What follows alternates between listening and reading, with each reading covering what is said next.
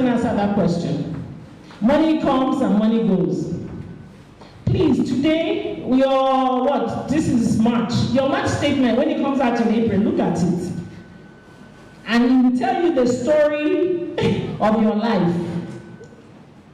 FBI looks at people's bank statements. EFCC looks at people's statement, because if you follow the money, you will know the details of somebody's life. What is the story of your economic life? Now, we talk about the 21st century woman. I've taken you to the biblical, I've gone a little social with poetry. The 21st century woman. Because oftentimes, we think that the secular is not connected to the spiritual. No, it is the spiritual that manifests the secular. I don't care. I'm one of those people, I don't believe the devil creates anything. At all. He's not capable. God creates and he multiplies. If you, I'm not a preacher, I told you I'm not a church person. But if you remember when Jacob was dying, his 12 sons, each of them had their own skill set. One was a farmer, one was a fighter, because God recognizes we're different things. So having said that, I'll briefly run through my view and my humble view of what a 21st century woman should be. If you're talking about the finance and economy, these are the foundations. First, she must be healthy. I am going to use my own acronym before I use Obasanjo's acronym. Our former president gave us an acronym about health, and I just put it in last night because I really liked it. Healthy. How can we be healthy? We should, as women, we should watch what we eat. What we eat defines the basis of our health. Please let nobody lie to you. Sugar is bad for you. When you have children, don't give them sugar. Don't expose them to sugar. If you've been exposed to sugar and starch growing up, it's going to affect the insulin you produce. So, I'm going to take you through things about eating. I know we came for economy, but without health, there is no economy. The acronym is WHAT, so you can remember it. What? So if I say what, you will remember. Now, what stands for what you eat? Reduce sugar, drink lots of water, it will help you. Increase your vegetables, add some fruits, but don't eat too much fruit, because fruit is also sugar. If you must eat fruits, better during the day than at night. How you eat what you eat. Yeah, my people. Our portion size in this country is horrible. That is why people suffer from high BP and diabetes. Our portion size, you know what portion size is, eh? You come to a party and they pile you up a mountain of rice. Every time you see a mountain of rice, you are embracing diabetes. Are you hearing me? So how you eat what you eat, is it cooked or is it fried? The amount you eat is the portion size and the time you eat. Please, ladies, especially us, fibroids is real. Don't add to it by eating late at night. Starch eating late at night turns to sugar. Sugar, after some time, turns to fat, and it stores right here. It stores right here, and you've not used your womb yet, and you have fat just deposited, sitting, chilling, waiting for 10 years after. It will start battling with the original function of your body. Please, watch the time you eat. I felt that if I come here, I don't talk about health, I'll feel like a hypocrite, because I have a strong background in health. So I hope it's a gift. The 21st century woman, I've already talked about it, must learn to be hardworking, not necessarily suffering. You can even work smarter and not harder, but definitely do not suffer. I repeat, you can work smarter, not harder, but please, you must not suffer. What's the difference? It means that you can work with wisdom. Do you know, I tell people that if we all woke up and planned what we would do, what we would say, how we would feel, Even in the morning when you're praying, speak to your day. Say, you know, today, I want to accomplish this. I want to be happy. When I'm flying, I pray. I say, I want an eventless flight. I don't want testimony. I don't want any top line that I'll be giving testimony about. You speak. The word will multiply.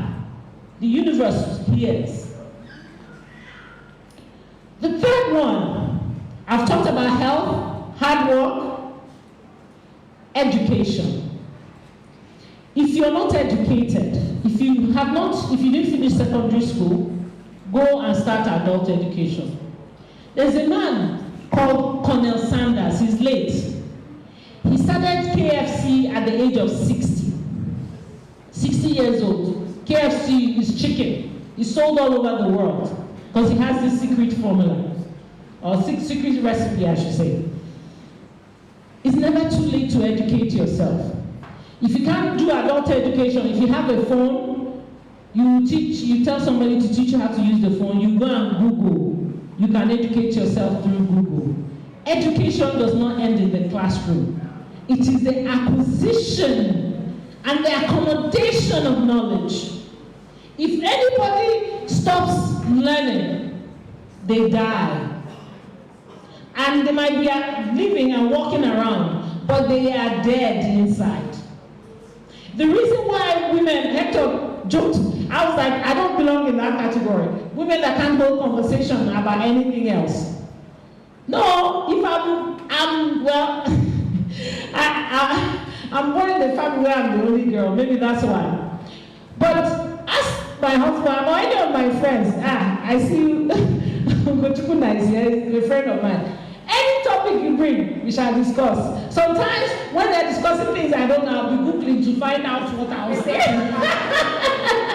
But I must register my presence. Education is important. Ladies, education is important. And please, I'm not talking about those people who skim through school.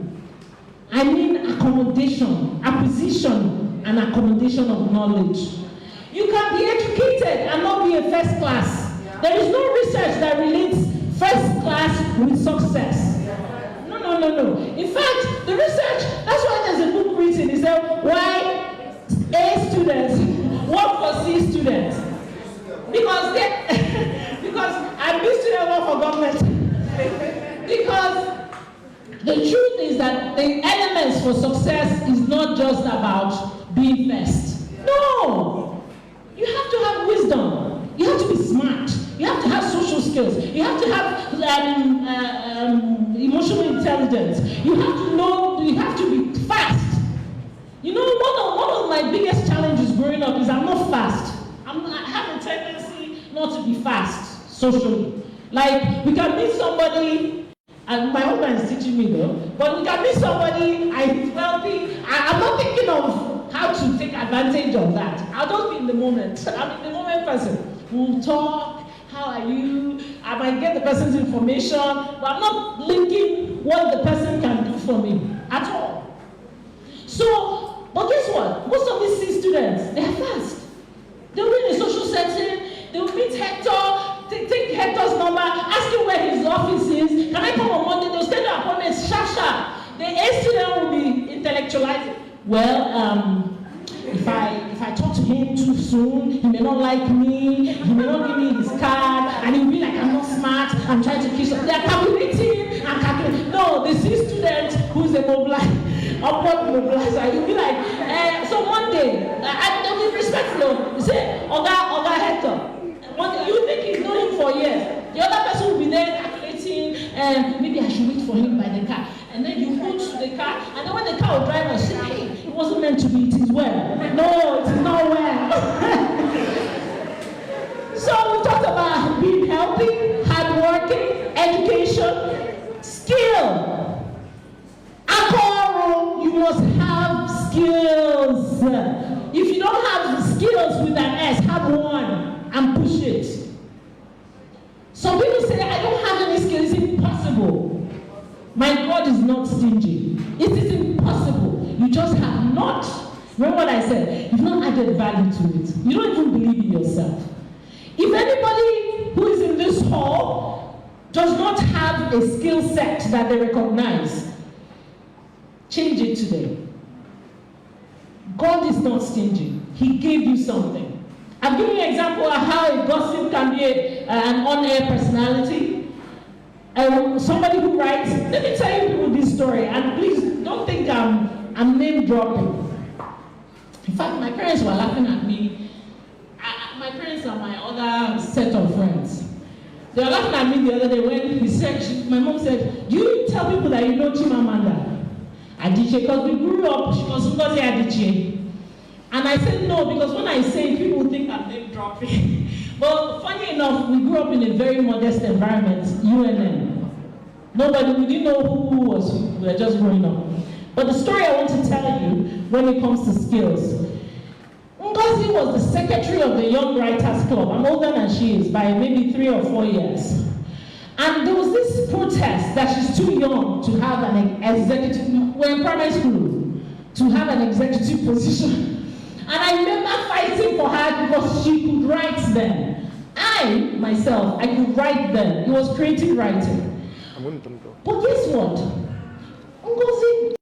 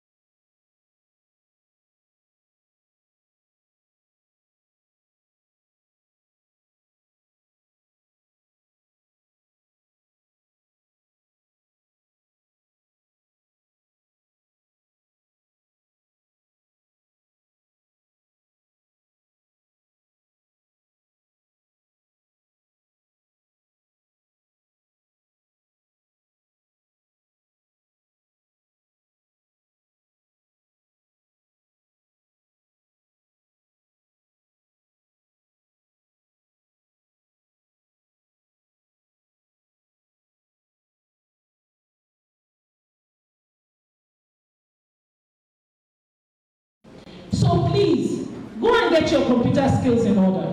Go and learn how to drive. If you're a woman, learn how to drive before you sugar daddy that will buy you a car and you don't know how to drive.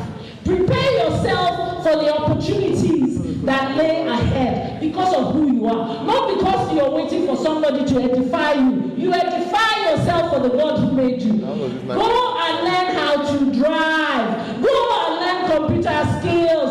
Go and learn how to talk in public. Start having small clubs. It doesn't have to be book club. It doesn't have to be that serious. It could be news club.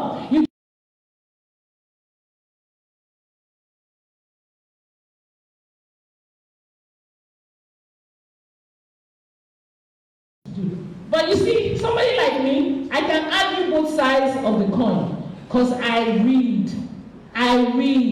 Go and read. It's even easier now. In our time, newspaper was big. Now you have the internet. The next two things is you have to be resourceful and a stakeholder. Being a stakeholder, please don't be a flower in the room. People must know you are. I didn't say who you are. People must know you are, that you exist, that you breathe, that you have something to offer to the universe, to the earth that God put you in. You have to be a stakeholder in your environment.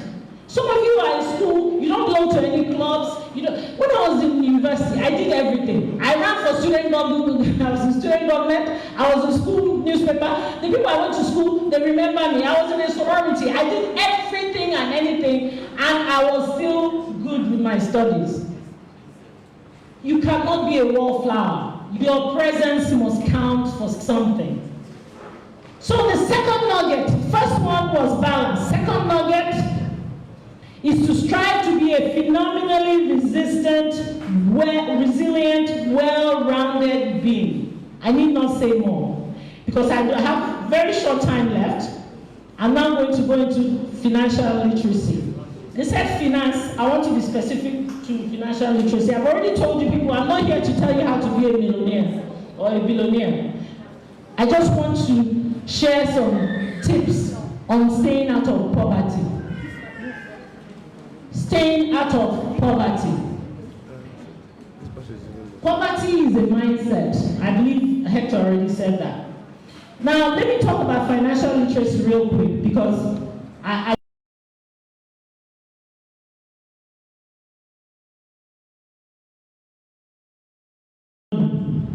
and respecting money. I say love money. Understanding money and respecting money. If you understand money, you would understand that money only goes where it is seriously demanded for. And how does money measure the demand? Comes back to the same thing. Hard work, plan, opportunity, all those things. The universe will respond accordingly.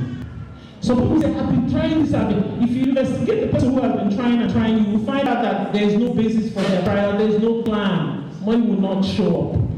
I also want to bring one myth that people have. If you talk to the average poor person about, Hector, I posted that because I always preach that. The solution to poverty is not more money. Absolutely not. It has nothing to do with money. Most poor people, if you tell them, how do I help you? They'll say, if you give me 100,000, if you give me 1 million, my life. If you cannot manage 20,000 naira, you cannot manage 20 million. Because it is a principle of wealth that determines where the money goes and where it stays. And those principles we're not going to cover it today. Hopefully we'll have a clinic on them. But I need you to know that the first step to having money, I'm not being a millionaire or billionaire, is to understand and respect money. Then the second thing is you must plan for money. If you want 1 million, I want you to think, what if you got 10,000? What would you do with it? What if you got 20,000? What would you do with it? Then you build it like that. Buy an exercise book, start writing it. That's your plan. Once you write it, then you start planning. How am I going to get 10,000? Some people are so smart, they may get 10,000 from 50 people. Are you getting me? When you multiply it, you have your money. And then you look at your book. What did I say I was going to do with 500,000? You have a plan. When you leave money idle, because nature abhors vacuum. If you leave money idle, the devil will show you what to do with it. It will come in form of illness, accidents, anything that is incidental will happen. Because that money is restless. Idle money is restless. If you don't activate it, if you don't direct it, if you don't show it what to do for you, it is absolutely restless. It will show you where it's going to go. And that's why most people who invest, when you need to start investing. Anyway, because of time. The other thing I'll quickly talk about is savings. There's the traditional savings you save in the bank, but there's the agile savings. I call it agile. It's called investment. What is investment?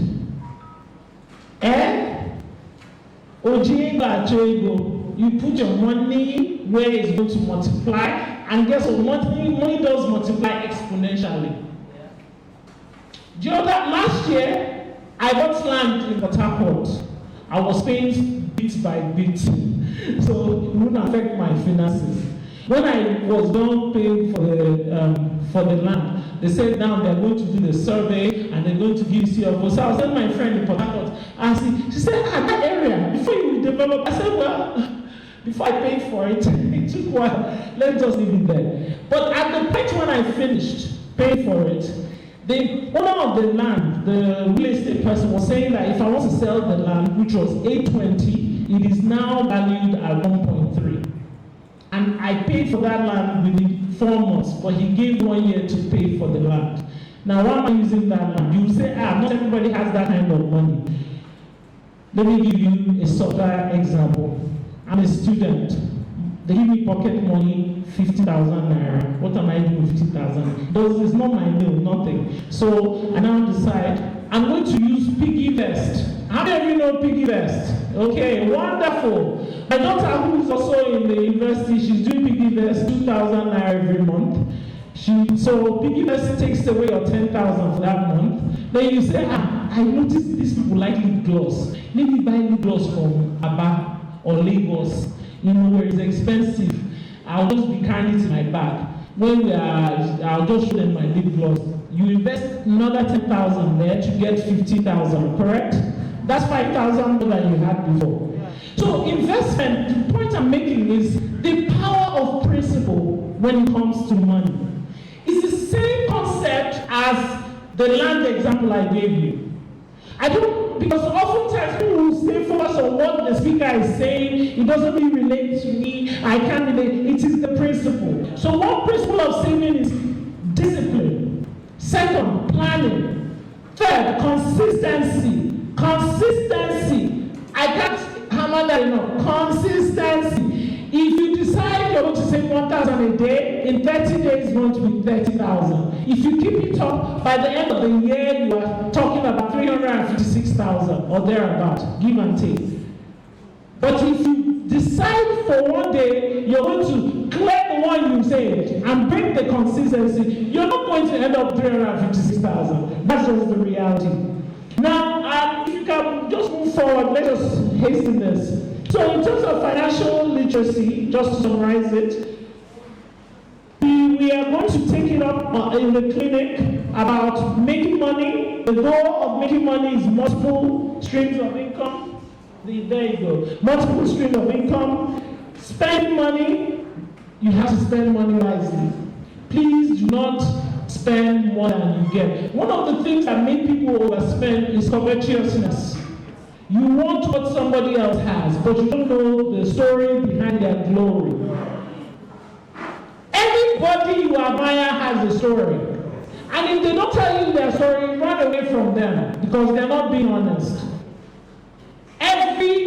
Everybody in glory has the story. So please, avoid covetousness. The next one we've talked about is invest and save. Let me just end with the third nugget. Financial literacy, next slide. Financial literacy is about making and managing money. Then making is about diversification. Managing is about the ratio between spending, saving, and investing. Some of us have a formula. I just want to advise you to find a formula that works for you. When your money comes, what percentage does what for you? First, you pay yourself. How do you pay yourself? By saving. Then you pay your bills. You don't pay your bills before you save. That's the mistake a lot of people make. You pull your savings and then attack your bills.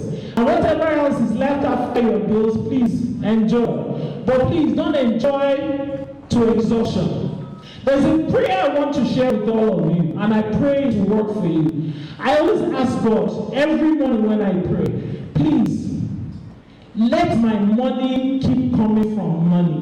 I don't ever want my back to touch the ground financially. Let me always be in the position to help somebody every single day of my life because I will live in abundance all the days of my life. It is a declaration. It is good to say you want to have money because you'll be able to help people. The worst thing is when somebody comes to you for help, you say, oh, hey, it is well, oh, let me pray for you. Don't pray for me. Activate my situation away from my situation.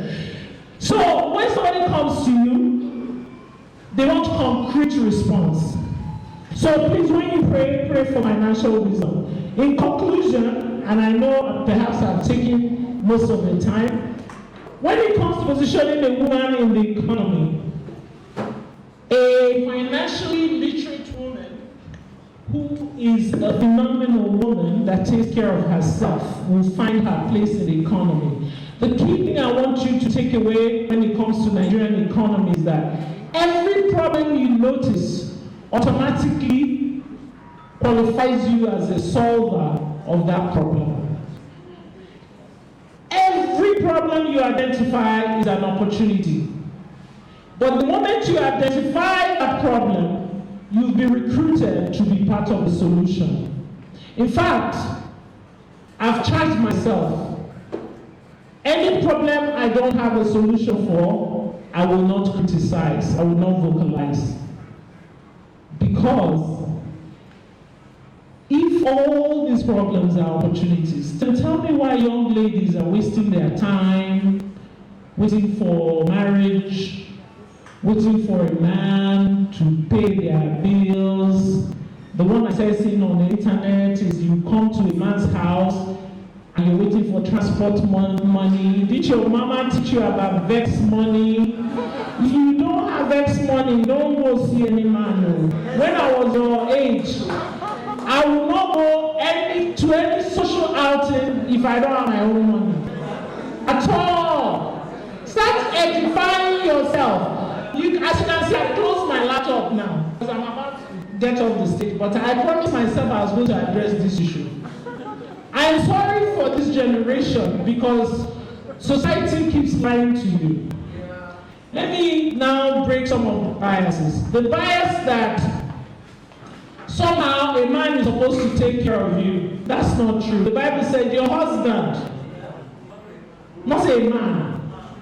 The second bias is that thing they tell you, you will find a husband, go and find a husband. Even men, when they are upset with you, say, why don't you go and find a husband? It's a lie. The Bible said, he who finds a wife finds a woman. Please, young ladies, focus on building yourself. Yes, the man will find you. Yes. I repeat, focus on building yourself. The man will find you. There is a smell that comes from a woman that's well-rounded. And the right man will find you. And when he becomes your husband, then issues of taking care of you will be on the table. But my question today is, what do you have to offer?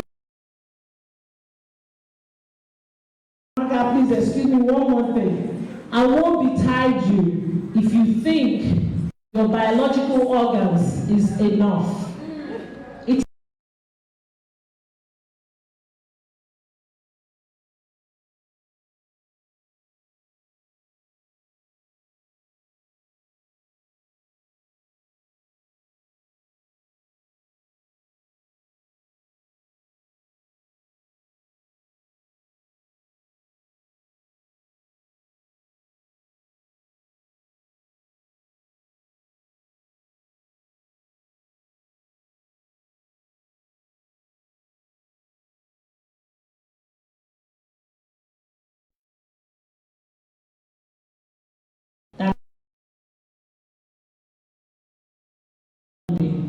And nobody can take that from you. Thank you very much. Thank you so much. Please can we celebrate my Ijoma? Wow, this is the point where you get to scream. Wow. Wow. Can somebody say wow? How was that section? It was amazing. It was so amazing. And something she said while she was closing.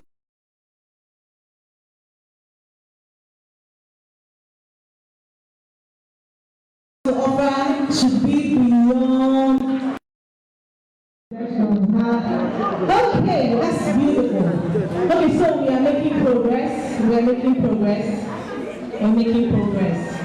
Who is excited? Something is about to happen right now, and okay, before I call up Auntie Amaka for that, I want to recognize some persons that stepped in while we were having the section. And so I want to introduce somebody. It's an honor to introduce him. I want to introduce the person of Honorable Ugochukwu Nna. He is the husband of our dear Auntie Amaka. So you see Auntie Amaka's husband? Yeah, we need to celebrate him. Alright, so this is the husband of our Auntie Amaka. You know, Mr. Eke said it takes a strong man to marry a strong woman. And so we celebrate him because he's a strong man. He's a strong he for she. And we have someone that came in with him, Mr. Vincent Isaac. He's in the building. Can we please celebrate Mr. Vincent Isaac? Thank you so much, sir, for coming around. And so we're getting to a point that is very interesting for me. I'm looking forward to this part. And I won't be doing this. I am going to invite someone who is higher than me, who is greater than me, to do this because this is a very, I think it's a very big section. I can't handle it. So I'm going to call, we're going to be having the business speech section. And I'm excited. I want to see what is going to happen. And I want to see what is going on with this big money. You know, it's huge. So I'm going to call Auntie Amaka to call out the shortlisted participants and to have them pitch their businesses. Can we celebrate Auntie Amaka Africans? Put your hands together for her. Are we excited this morning? Yes. Wow. I think this is the exciting part for me, right? It's not every day you get to give away 500,000 in this economy for a business idea. So, I'd like to call up the 6 persons that are going to pitch.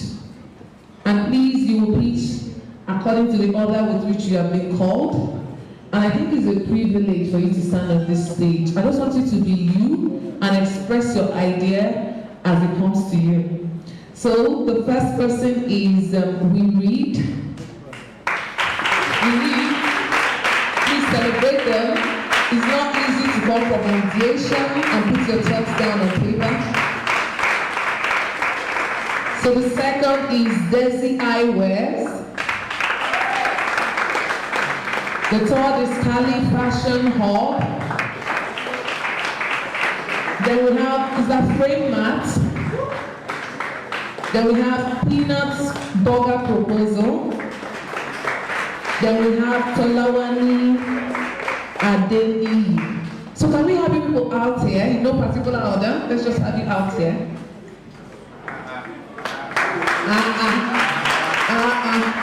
These are beauty and brains. The complete woman is here.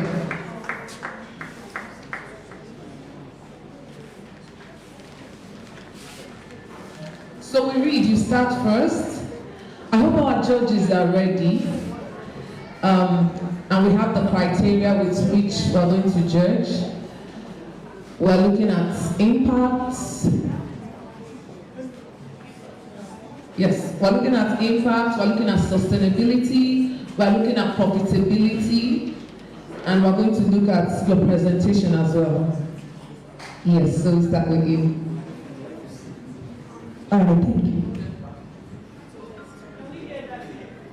Okay, we're looking at sustainability, we're looking at impact, we're looking at profitability, and we're looking at the presentation. So we have our judges, and I think they know themselves. Mr. Chinedu, Ijomawafo, Ogi Fine.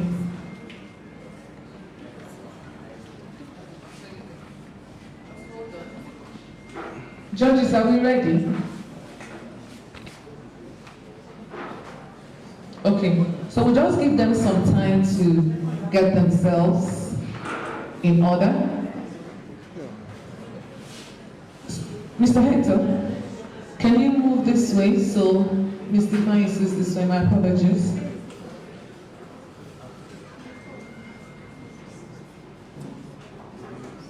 Okay, so I think you can go.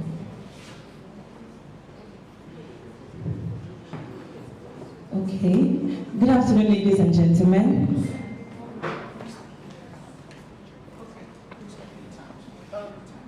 Mr. Chair, this time, 5 minutes.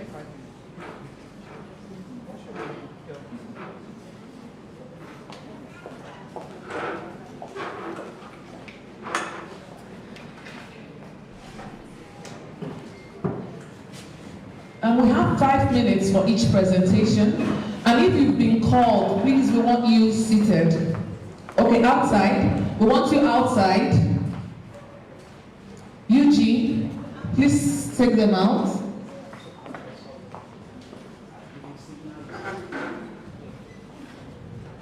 So just find a way and make your presentation in 5 minutes.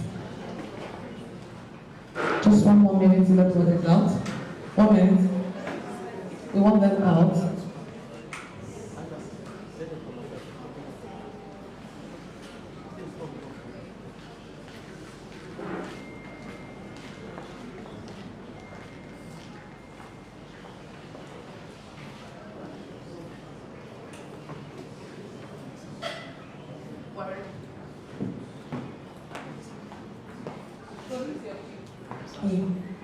Okay, good afternoon, ladies and gentlemen. Thank you so much for this opportunity. I'm Onyejele Marachi. I'm the founder of the We Read Book Club.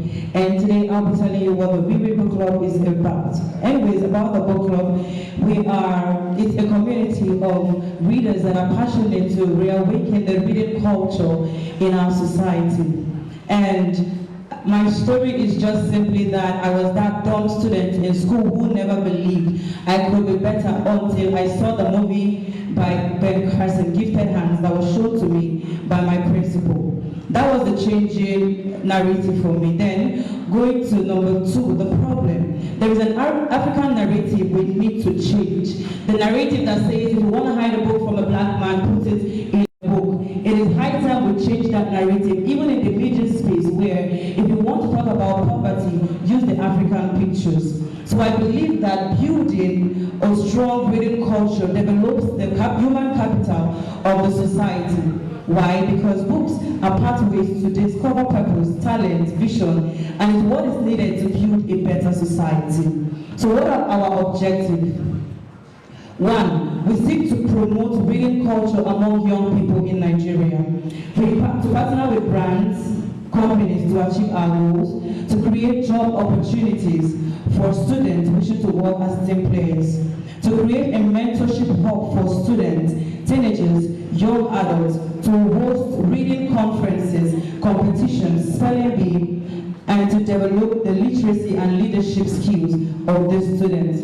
So how have we been able to achieve this? What is our journey so far? The book club was formed in June 2021 and has grown a membership from 14 members to over 200 members, and she has also established this book club in several schools in Imo State. So in 8 months, we have been able to establish the book club, host online reading competitions, and then launch a 1-year reading planner, which I'm sure most of us here have a copy. So what is the profitability of this business? The book club has a bookstore where we purchase books. We have over 200 students, and all of the students purchase this book from our bookstore. We're also working on our first conference where we'll be launching our magazine. This magazine contains articles written by the students and what they have been doing so far. So I wanted to meet a young man called Anthony. This young man, we met him and I gave him a book and a journal telling him to, and he looked at me and said, "Auntie, sorry, I cannot read." And it was quite depressing at the same time exciting.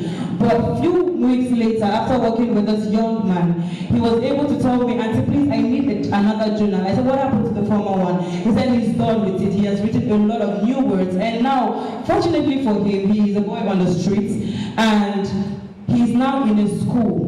And he tells me that he is the math teacher in their class.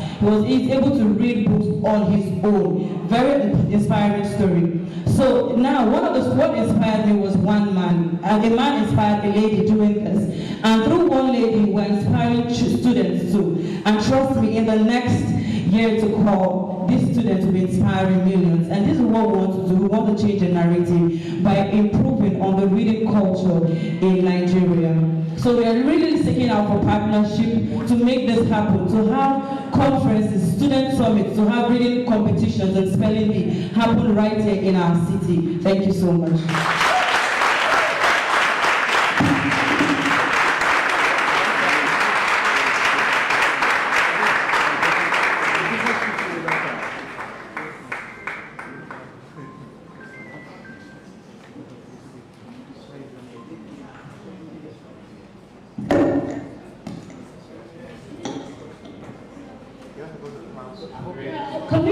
We can ask questions. Please mention. Thank you. Very wonderful. I don't know. I was wondering. I didn't hear anything about how you have been able to sustain. What is your model for sustainability? Okay, like I said, one of our objectives is building a mentorship hub. We started going to schools in October and we established the book clubs in the school, get the presidents running, and we give them the book to read for a month, a specific period of time. They read the book, we attend their school twice in a month with a team, and we discuss the school, we give them projects, they work in team, they attend a whole lot of things, writing articles, to PowerPoint presentation, to having talk shows among themselves and competition amongst themselves.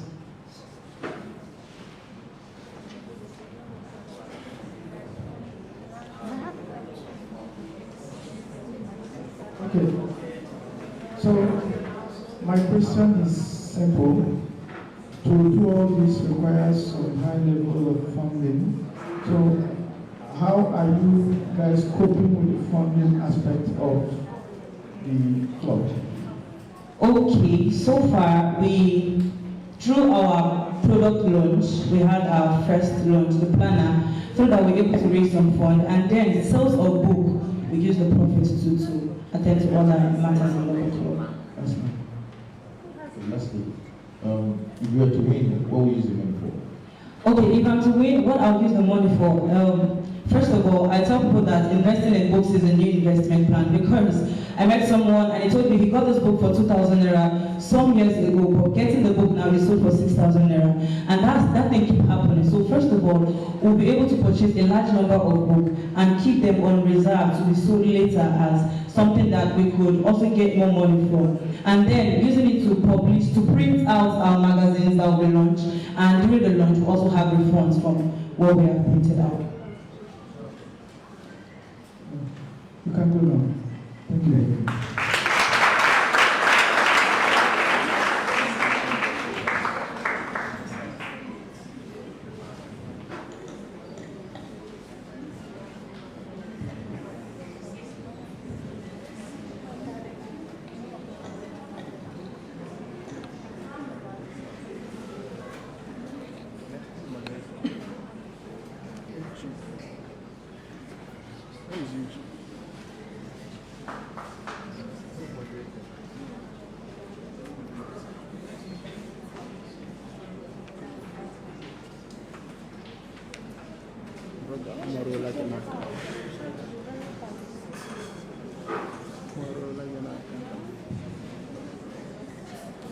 Okay, please can we have the second person? Can we have speaker number 2?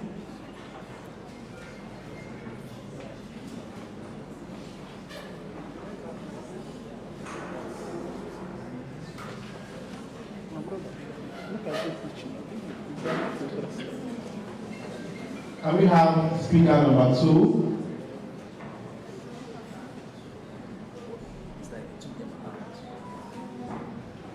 Protocol, please help me get speaker number 2.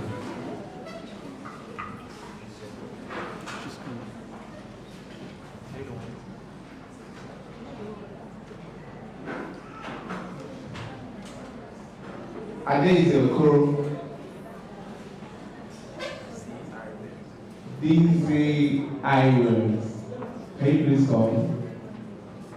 I think there's one.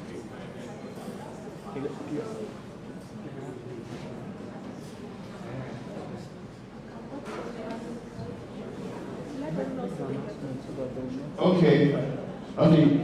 Cali Fashion Hall, can we have you?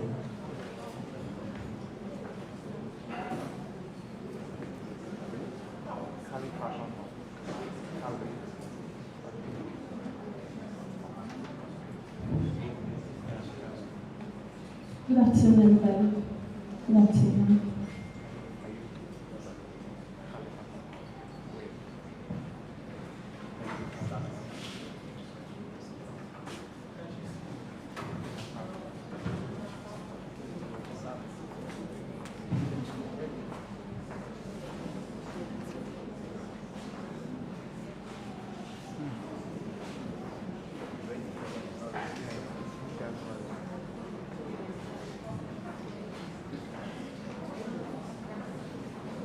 Okay, without the slide, I'll just roll.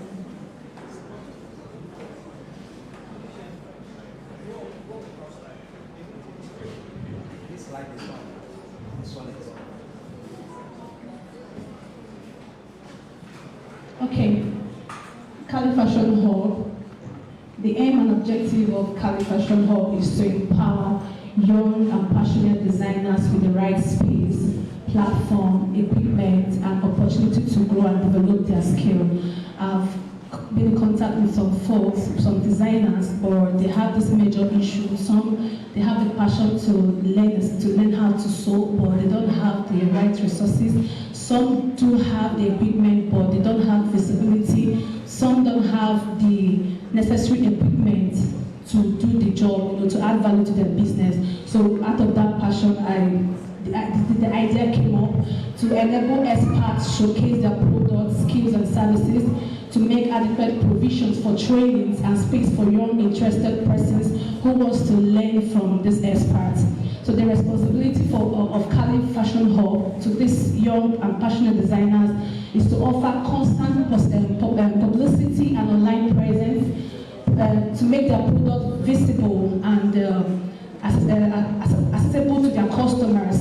And also, Cali Collection will be urging this, will be sponsoring their products online, like advertisements online on their various media platforms.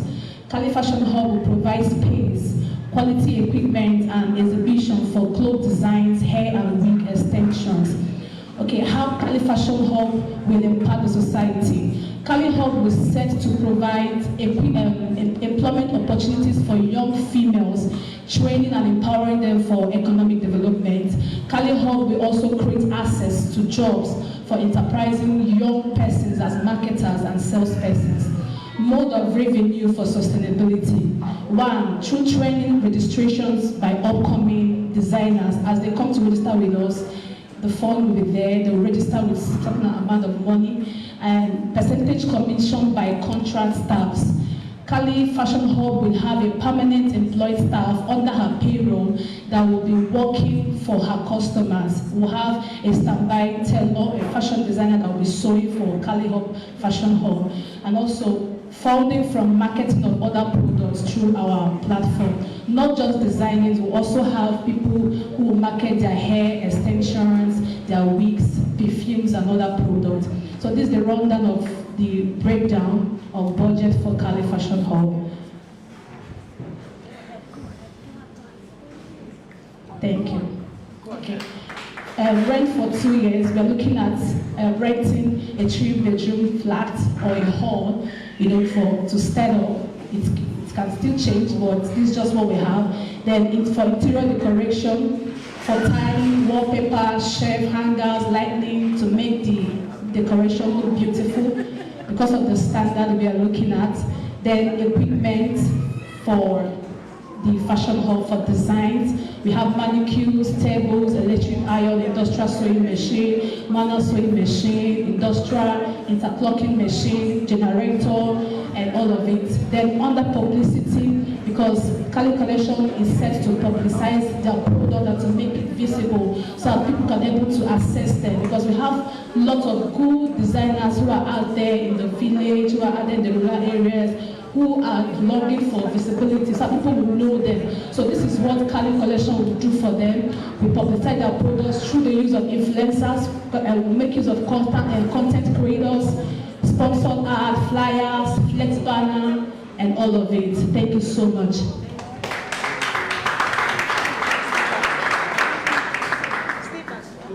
All right, thank you very much. Thank you, sir. I have some questions. Is this a working business or is it an idea? Okay, it's an idea. An idea.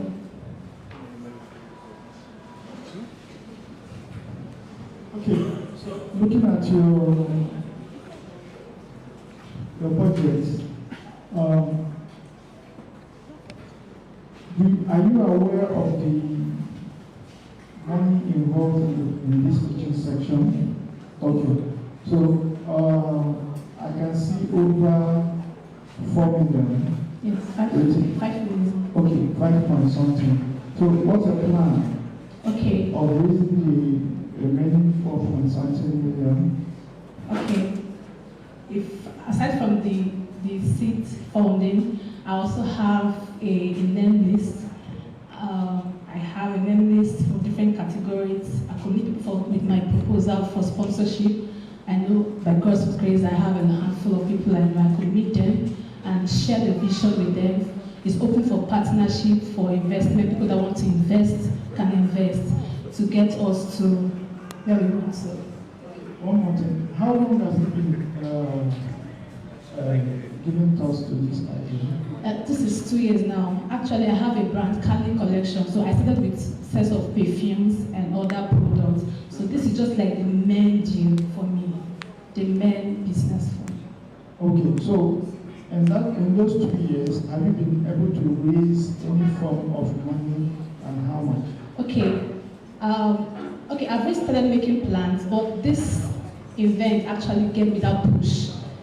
Gave me that push, put that pressure. Like I can actually start working on the big thing. That's actually where my heart lies. So when Tamaka mentioned the proposal and the pitch, I was like, okay, I can't just come and present perfume selling and all that. Maybe let me just go up with this idea. Maybe this is the time I need to start pushing it. You've given a summary of the whole question. Thank you, sir. So you can go now. Thank you, sir. Thank you. Okay, the next person to come up is Dizzy Eyewears. Is she around? Please, can she come? Dizzy Eyewears. Okay, she's coming.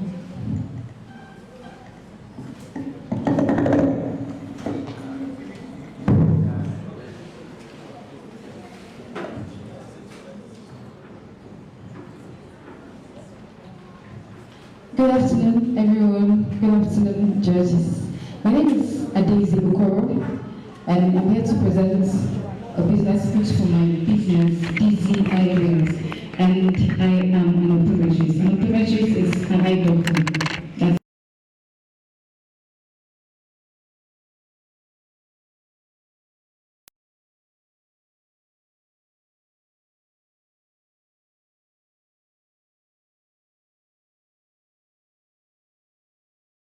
people who use computer systems, digital screens for up to 3 hours or more are prone to come down with CVS.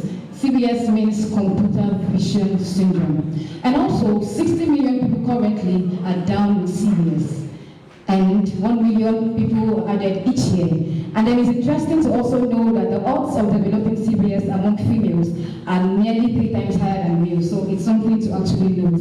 CVS, like I said, is computer vision syndrome, and it is a term used to describe the symptoms that follows prolonged exposure.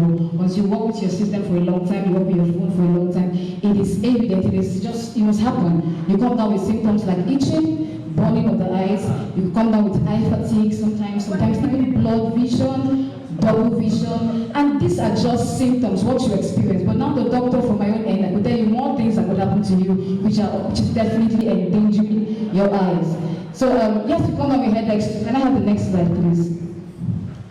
So what causes, no please, the next one, yes. Okay, what causes CVS, computer vision syndrome, is the harmful effect of blue light.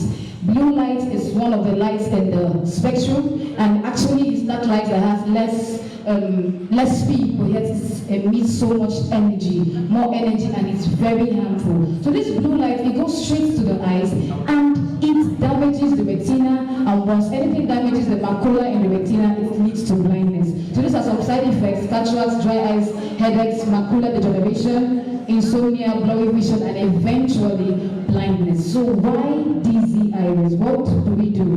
Dizzy Eyewears is a company given to providing health consultations, making the environment, making everyone in the society know that this thing exists, that there's something that happens when you are continually exposed to your system. We cannot stop using our systems because we need to be productive. We live in the digital economy, but we can protect ourselves and also increase productivity. So we do this, and we also make accessible and affordable. If you visited an eye clinic, you know how extremely expensive, and we don't want that to be the case. Of course, I want you to come to the clinic for eye checkups, but we make it very much accessible and very much affordable for you, so you can get your eyes protected. This is what a blue cut looks like. A blue cut lens is a lens that helps absorb and block the blue light from entering to the eye to cause any harmful effect. Actually, I'm wearing a blue cut lens. So I'm very much protected looking at this screen. I can look at the light, I can look at anything and I'm protected. I do not just feel comfortable, my eye health is protected. So it's best adapted for both indoor use and outdoor use because the sun emits UVB and UVA light, that's ultraviolet light, that also affects the retina. Can we go to the next slide, please? This is what the blue cut lens does. With a typical lens, blue light gets into the eye, the retina. The retina is, I don't have the time to explain that. But with the blue cut lens, the blue cut glasses already blocks it and prevents it from going straight to the retina to cause any harmful effects. So these IOBs, can we just go back before this, please? We solve a lot of problems. We are interested in the digital economy. We're interested in people being very creative, using their systems, and yes, we want technology to thrive. And so we encourage that, but we know that you're going to have to spend so much time on your system, and because we want you to do that with so much ease and yet so much productivity, we want you to know that your eyes need to be protected. Also, our sustainability, we are enforcing the Sustainable Development Goals, which is the first one we are enforcing is the SDG 3, the SDG, the good health and well-being. We want people to have their eye health really catered for. Thank you so much. Also, we are also, part of the problems we're solving, we give trainings to young women who want to start up a profitable eyewear business. I'm not saying something that we will do, I already do this. I have women I train and I help them get to know how, I've trained some people even here, how to know how to start a business like this. You don't need to be an optometrist to have a thriving eyewear business. Thank you so much. Also, yes, we are also enforcing the SDG 5. I just talked about that, gender equality by empowering women. Also the SDG 8, which is decent job and economic growth. As we empower women, we empower the society and we help them get more money. Thank you so much.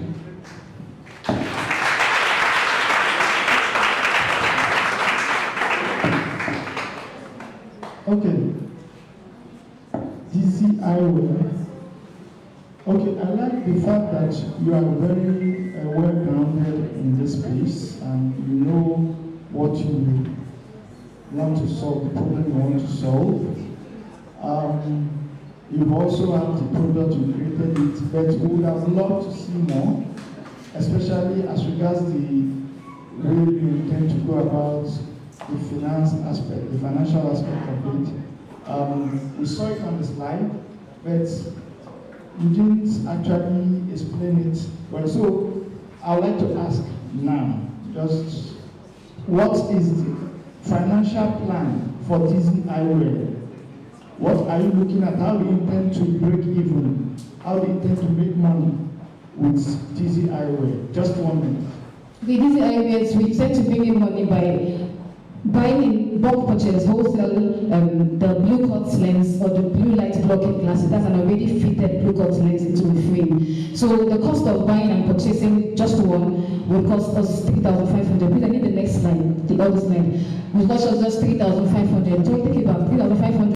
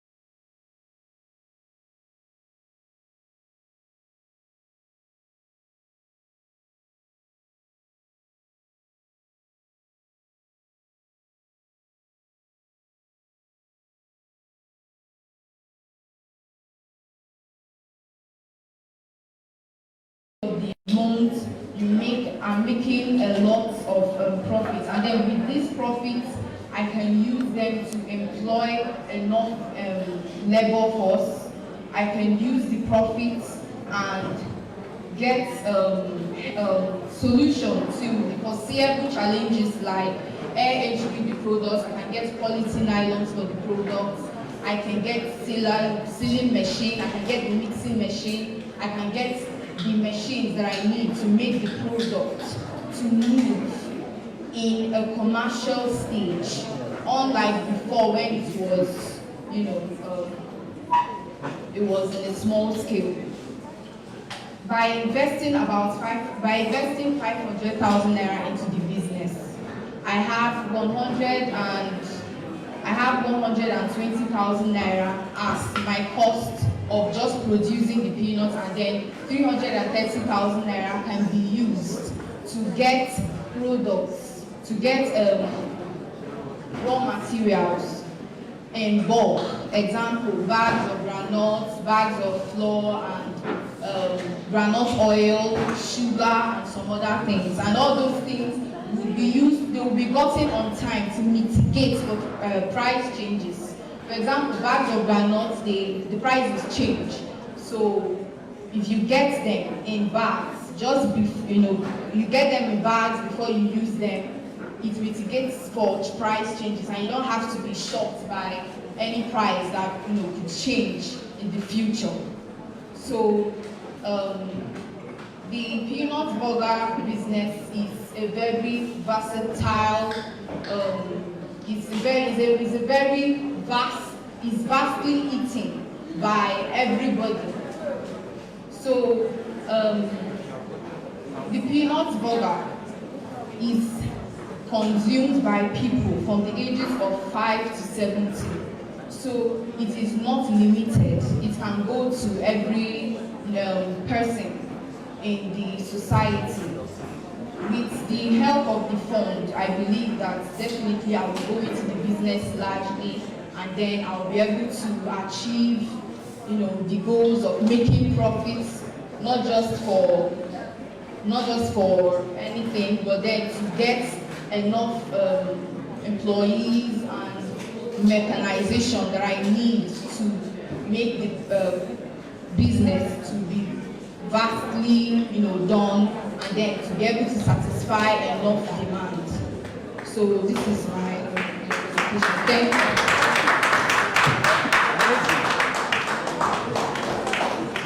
Thank you very much. Thank you. One thing I do when I see people appear in teaching sessions like this, I try to encourage them. You've done well, you are coming out.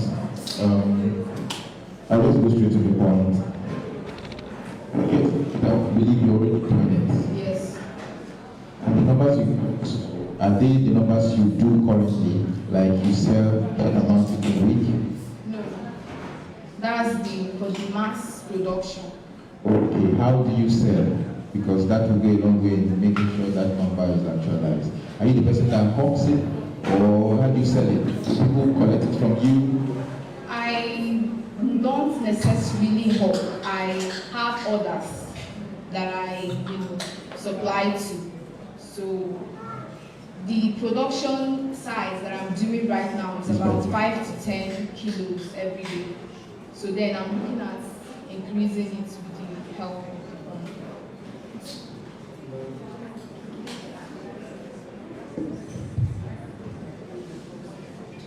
Okay, so how much are you turning over currently daily?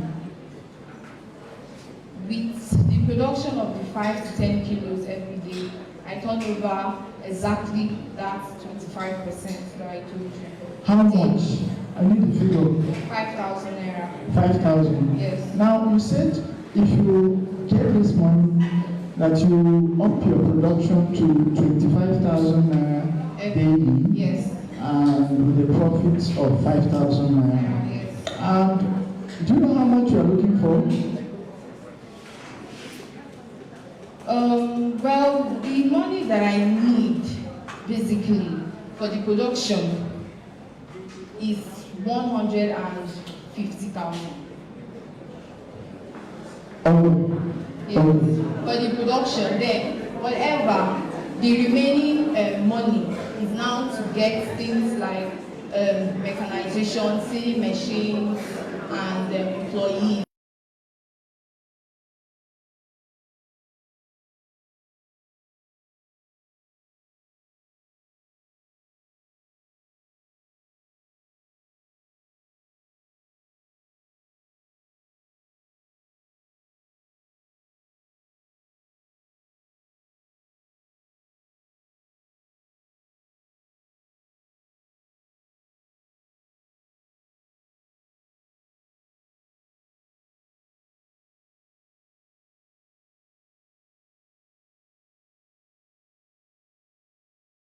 Please, I need people to help me move these seats. The seats, can you get the seat as well? Okay, so I'm going to be introducing our panelists, and I want you to pay attention to the people that you're going to be listening to so that you can, you'll be more aware of what you're signing up for. All right. So the first on the list is no other person than, okay, let me wait for that.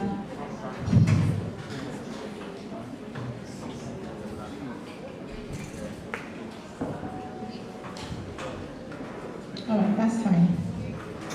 Okay, so I'll start by introducing the first on my list, and that's no other person than the person of pharmacist Ndidi Onyedebelo. I'll read her profile before she comes up, so you know who you're having on stage. She has a BSc in physics from the University of Port Harcourt, River State, and a B.Pharm from Texas Southern University, USA, and she had been licensed to practice pharmacy for over 23 years. Before opening Shawcare Pharmacy, she worked at Progel Pharmacy, Houston, Texas, US. Early in her practice, she has a personal pharmacy called Shawcare Pharmacy, which was established in 2013, born out of passion to improve the lives of patients by providing them with innovative, high-quality, and cost-friendly health and pharmaceutical services. In under 10 years, Shawcare Pharmacy, which began with 1 location and 2 staff, has expanded tremendously and now having 4 locations in Owerri, one of which is the first 24-hour pharmacy in Imo State. A full-time pharmacist and 4 full-time pharmacists and has about 25 qualified staff. Ndidi, a housemaker at her core, is married to Austin Onyedebelo, and they are blessed with 3 children. Ladies and gentlemen, can we put our hands together as we welcome Ndidi Onyedebelo? Is she not beautiful? So we are breaking that bias that what women have to offer is just their biological endowment. We can be more. Okay, the next person on the list is no other person than Miss Priska Afamefule. Priska Afamefule is the founder of P2Share Wi-Fi, a broadband internet service company with coverage in 3 cities of Nigeria. She has also spent the past 12 years setting up systems and building successful startup businesses across industries like technology, retail, agro, and hospitality. She is a certified Scrum Master and has over the years worn so many hats and occupied positions such as Process Manager, Product Development Manager, Marketing and Business Development Manager. She believes that her business can strive long-term with the right people, processes and resources. Can we celebrate Miss Priska Afamefule? All right. Okay, can you celebrate me? Can you celebrate me? Okay, beautiful. All right, so the next person on the list is a he for she. A he for she. Okay. Please, can we adjust this projector? Okay, I think it's the light on there. Okay, thank you very much. He's a he for she. You know him. He's an energetic man. Let me start his profile. Mr. Selaja is a team growth and performance expert. With over 10 years experience in blogging and performance development, he is the CEO of Silicon Africa Technologies Limited, a fast-rising tech firm in the Southeast, committed to delivering. Okay, thank you. Can we you hear his profile so you can clap well? Okay, a fast rising tech firm in the South is committed to delivering top-notch technology solutions. Excel Aja is the founder and CEO of World Scholarship Forum, an online platform for discovering opportunities to study abroad on scholarship for international students seeking to further their academic pursuits. He is also the convener of Social Media Fest,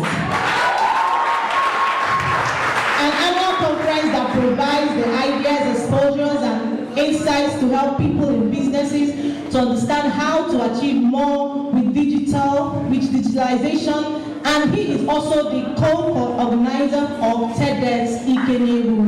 Men and brethren, can we celebrate Mr. Excel Aja as he comes out? Celebrate grace. Okay, then we have someone on the list, and let me read her profile. Ogechi Ike is a social innovator, a sustainable development goal activator, and a human rights activist. Currently the Gender and Human Rights Senior Program Officer, Women Aid Collective, WACO, a non-governmental organization that seeks a democratic society free from violence and violation of human rights, especially against women and girls in law and practice. She is a UN Women Trainer of the trainees. Did you hear that she is a UN trainer of trainees for increased women political participation? U.S. Department of State's International Visitor Leadership Program alumni and ambassador. Ogechi believes in sustainability development, and this, of course, has made her standard in the business of social entrepreneurship. Ladies and gentlemen, can we put our hands together as we welcome Mrs. Ogechi Ike? She comes up stage. Isn't she beautiful? She's elegant. All right, so I will be on the panel with these people. I have someone who is greater than me, and I have to recognize her. So we'll have no other person to moderate this section other than our own. She is a health consultant, and she has done a lot. She has a degree in a business consultancy. Forgive me for not coming up here with her profile, but she's a woman of capacity that we all know. If you're in Bedrock business community and you don't know this face, then you're not in Bedrock. Ben and Brennan, put your hands together as we make welcome Mrs. Chika Wako as she comes up. She will be moderating this panel session. Not for her very well, if I hand over this mic to her. Thank you very much. Thank you all, thank you. It's a great privilege for me to be here. You're welcome, my dear panelists. It's a great privilege to be among you. I think I feel like. Please, once again, you are all welcome. Are we still excited to be here till this time? I'm adding value to myself, so I don't regret the time I'm having here. Okay, so we go straight because of time, so we'll hit up first standing. Thank you, ma'am. Okay, am I good? All right.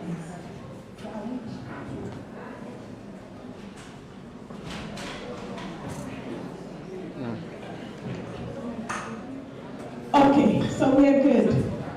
I'm going to be starting with you, Ms. Priska. Yes, I'm at your doorstep.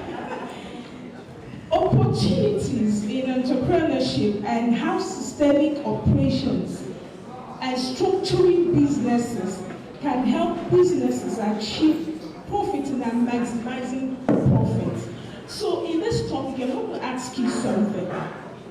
You've been in this business for years, and as a young lady, what has been the challenges or challenge that you have faced running this business? Morning. Okay, yeah. So there are a lot of challenges I've faced personally, and one, I'll start with having the right people, because you actually come up with this great idea, what to do, and definitely you can't do it yourself.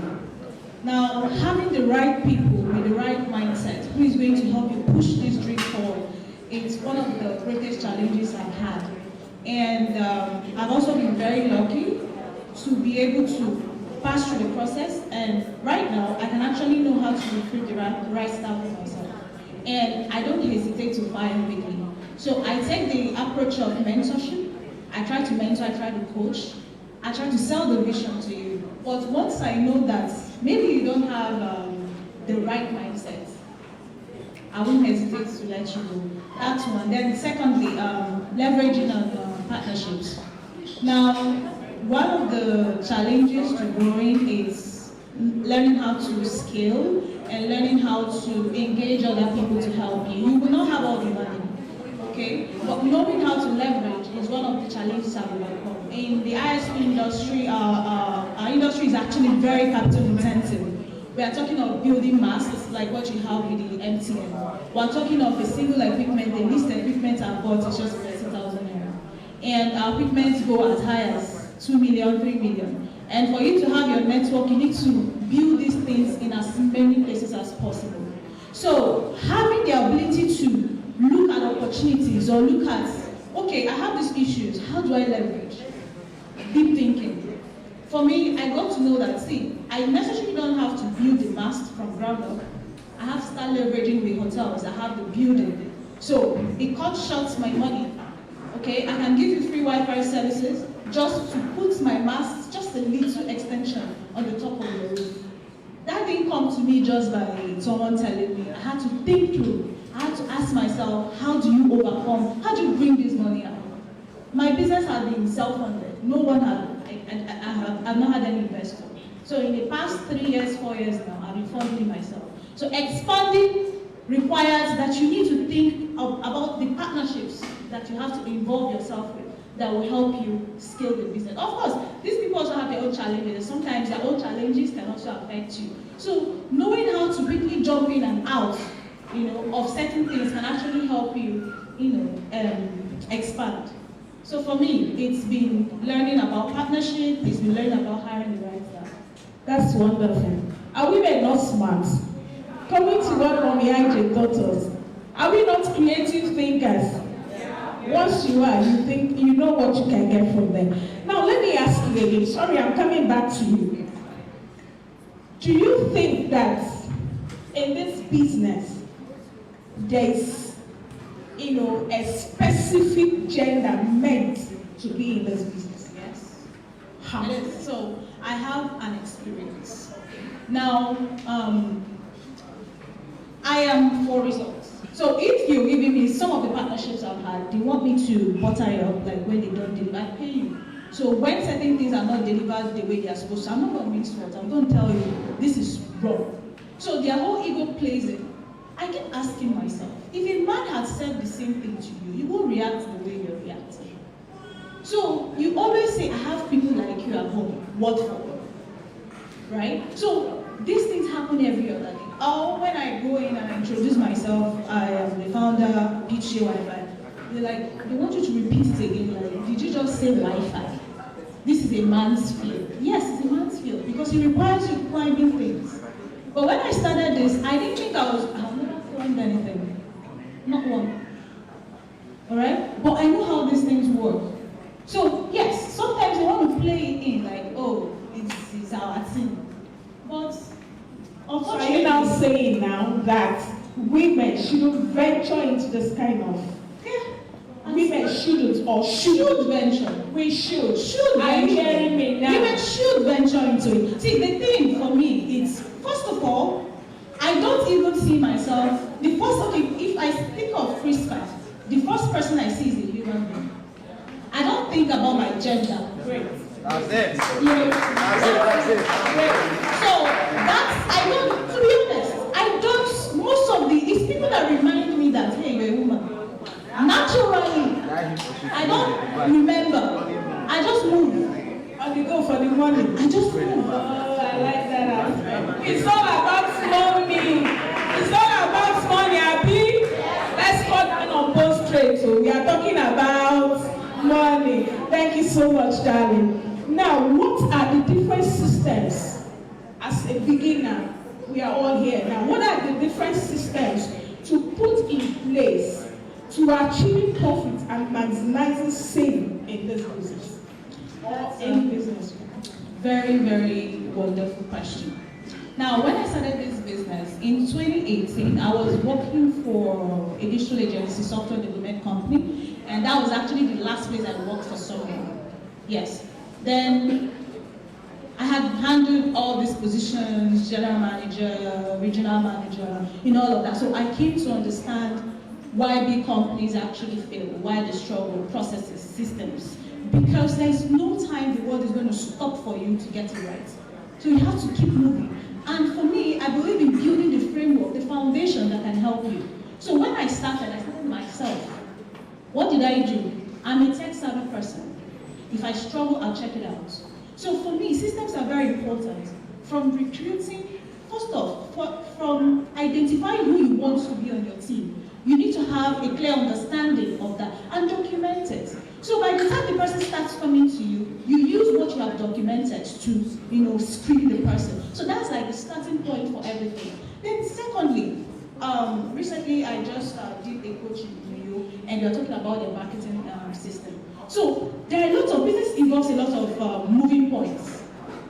So you need to know how to bring all of them together. For example, in the marketing and sales, what systems are we building? We have Facebook, we have Instagram, we have LinkedIn and all. There are tools that you can use and automate all these things to work. That's when any communication comes in, it comes in through that channel, including your email list. That way, you can continue to nurture.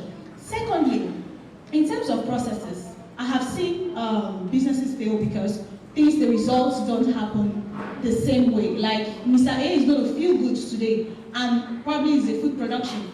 That food is going to taste very nice. But by tomorrow, he or she is not feeling good. It's not going to happen again. So what have I done over the years? I have understood the importance of laying down simple steps. Okay, this is how you do it. Step 1, do it this way. Step 2, do it this way. Step 3, then you document it. By the time you have people you begin to hire, you train them with these processes. And everybody has, you have to have like a stakeholder or a gate man for all your processes. In my office, I make the staff, a staff can become a manager every week. So what am I teaching you? I'm teaching you to be responsible because I operate a hybrid system. You come to work 3 times a day, 3 times a week. So we build processes, we operate with ClickUp. ClickUp is a free tool, yeah? We use it to manage our business processes. So most of us have things where we say, oh, we sent our staff to do something and they forgot it. You don't do that.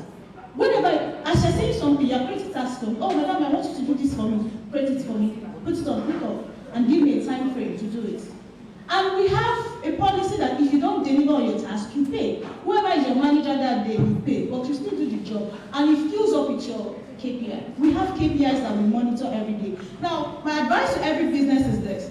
No matter how small you're starting, take your time to write these things down, your employee offer letter, the code of conduct, the, the KPIs, their job descriptions. Because I've been a victim of a boss coming in and saying, what do you really do? And I work my ass off. But he's not saying it because he doesn't even know what he expects from me. But by the time he clearly lists these things out, it's easy for you to track my results. It's easy for you to reward me. Okay? But most of us are just emotional, just keep going. We can track our. So my advice to everyone is this. Whatever we're building, no matter how small, document it. Document it. There are processes you have to follow in hiring. There are processes you have to follow in knowing that your staffs are doing what they're supposed to do. There are processes you have to follow in also your marketing, my sales and marketing are praising them. Exactly. So all these things are very, very crucial for sustainability. That way you don't overwork. Thank you. Please, can we put some hands together for her? That is good. Family, I am now at your doorstep, ma'am. Okay. Opportunities in the health sector. Practical ways of leveraging on these opportunities. Now I have just a few questions for you. Are there areas in the health sector that are more male dominated, and why? Are there areas? I'm a community pharmacist. I'm a proud one for that matter. And people will look at it and think the practice is male dominated. But I don't see it that way. Because where I am, I try to make an impact. In the States, in the Pharmaceutical Society of Nigeria, Imo State. I have been the financial secretary for like 3 tenures. Now, Association of Community Pharmacists, Imo State, I am the vice chairperson. So wherever you are, I don't, we say break the balance. Ikenna, people call him Hector, I know him as Ikenna. Ikenna said something that affects us a lot, our gender. We have this sense of entitlement a lot. So you always feel that they're going to, because I'm a woman, they're going to do this. No, just do what you need to do. When the time came out for that was last year, I was already treasurer in the Association of Community Pharmacists. And everybody was looking at me to be the chairperson, but there was a reason I didn't want. And everybody was like, "Madam, you want to take this," And I didn't want to look at, is it a man, is it a woman? That's in the mind. Yeah. I don't really believe that there is any profession that is male-dominated, so to speak. Yeah. You just go out there and give your best. Think out of the box and start doing things. But as a woman, Ikenna said something about being emotional and emotional intelligence. We always have the human face when it comes to a lot of things. So, and most times we think we can do it. I want to use myself as an example. When we came back to this country, I was already a pharmacist over there working. It was time to come back. When we came back here, I was a mother, doing school run, doing homeworks. That's what I was. Till the time came when my last child went into secondary school. That was when I looked at myself. I said, I'm a pharmacist. It's time to do something. But I was scared. To be honest with you, I must be honest. I was scared because I haven't worked here. I left here immediately after Uniport. Got married and left. I have never really worked here. I've never really worked, so to speak. Even when I was working out there, it was part-time. But thank God I'm married to a man that did not only provide the ladder, he stabilized it and asked me to go on.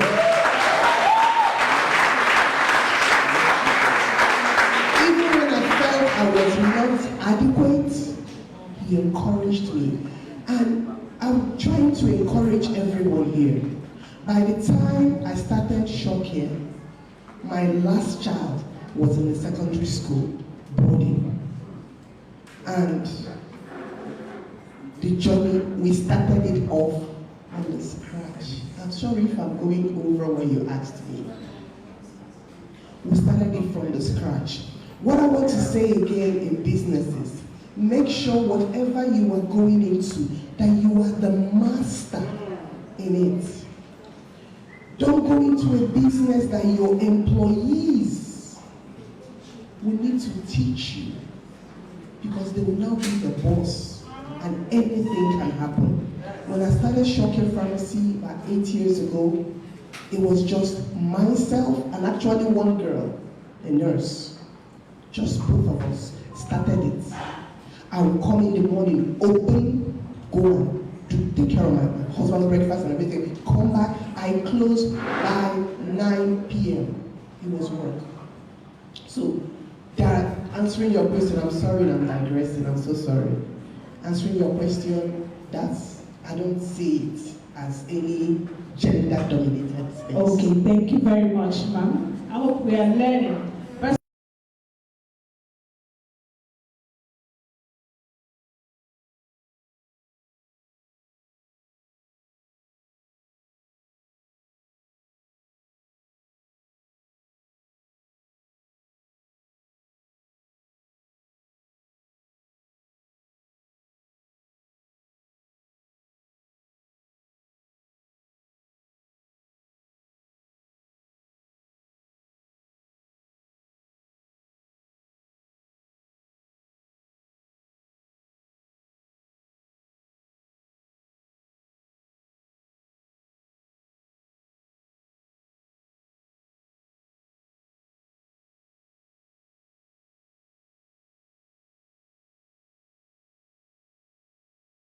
the CEO of YouTube.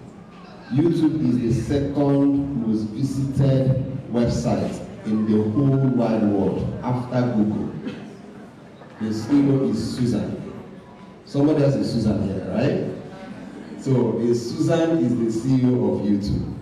So if we're talking about tech, I work with about 32 staff. And these 32 staff, about 15 of them are women out of the 32. So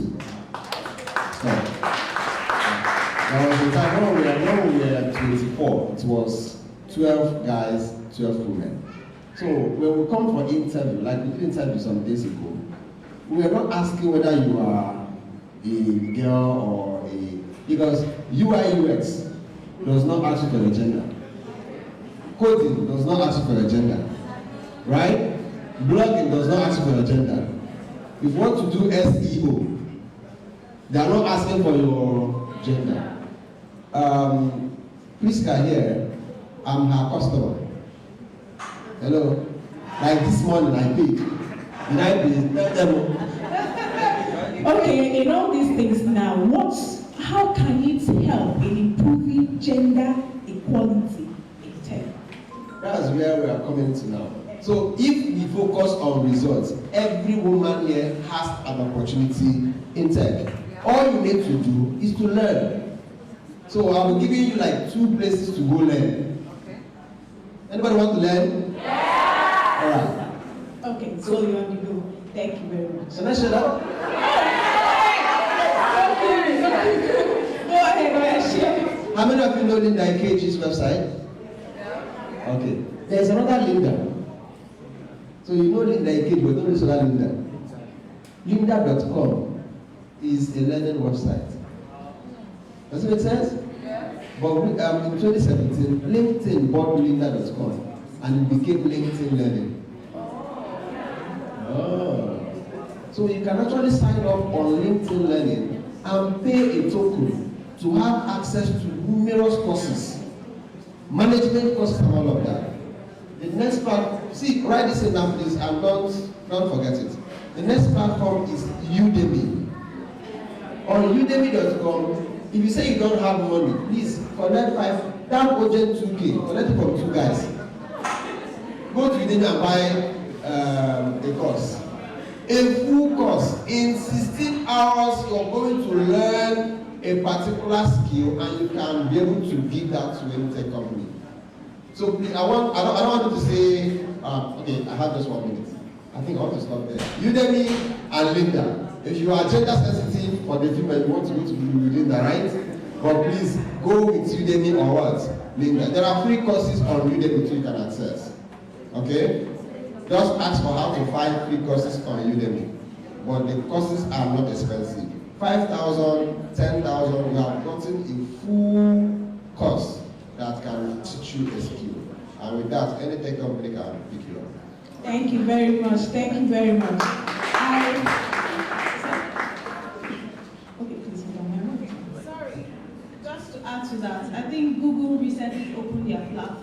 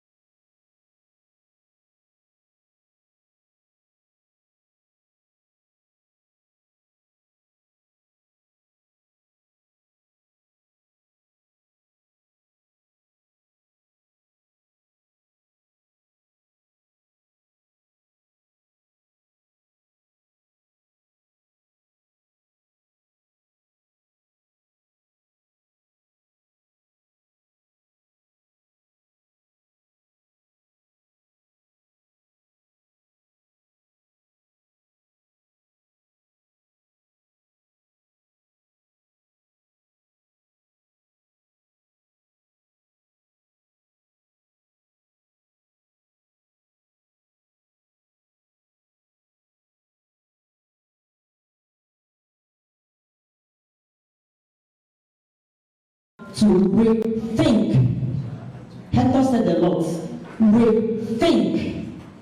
reset, reboot. You know how anytime we get stuck, we start reloading, we start rebooting. When you reboot, you are now positioned to reshape people, your position to reshape the planet, your position to reshape purpose. Most of us, we don't understand our purpose. And for social enterprise, by the way, I mean, she's self-funding herself. Any money she gets, she puts back to the society. So that's why we're here. If you look at the way I was dressed, we were doing, we no go agree. Before she called me, we were marching to House of Assembly to talk about the bill. I mean, women's rights are human rights because they are human beings. So civil society is the third sector of the economy. If there are no civil society, nothing moves on. So for women, we think a lot has been said. Renew your mind. There are so many things you can do. For the guys out there, women are human beings. I mean, you can't do without the women. That's why God said it is not good that a man be alone. Right? I will make you a helpmate suitable. So that's why we're here. So fill a gap. Everybody has a gap to fill. Thank you. Once again, please a round of applause for all our panelists. At least, I'm sure we have taken one or two things from here. We have to be creative thinkers. We must make sure we develop ourselves. Personal development is very important. Be a master of what you do. With this, no more urgent 2K. I remember, Mommy Aije remembered something for me today. That money will always be in your pocket. Please put your hands together for them. Thank you so much for coming. I so much appreciate it.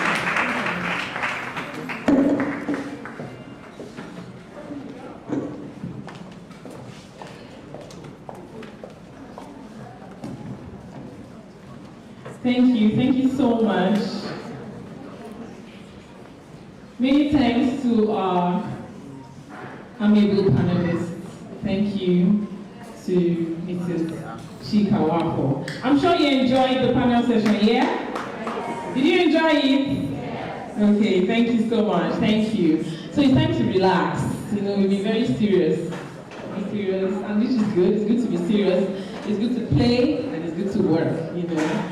So we are having someone here today, a beautiful and talented young woman.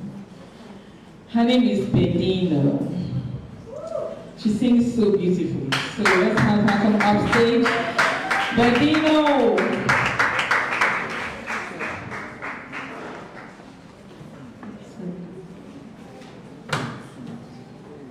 Okay. I believe I saw her somewhere in the crowd, so she's coming up soon. Okay, so while we wait, from this panel session we just had now, I want two people to just tell me what they picked up from it. Just maybe in a few seconds, in 10 seconds, what did you pick? Just one person, please. Thank you, you have someone already. Introduce yourself and what hit you most. Good afternoon, Esther. Okay, what I picked from what Ms. Krista said is there's no time the world will wait for you to get it right. There is no time the world will wait for you to get it right. Wow. This one answered. Thank you so much. Thank you. So yes, we have Bedino. She's ready. Make welcome Bedino. A round of applause for her, please. Isn't she beautiful? You know, I like her hair. I like her hair.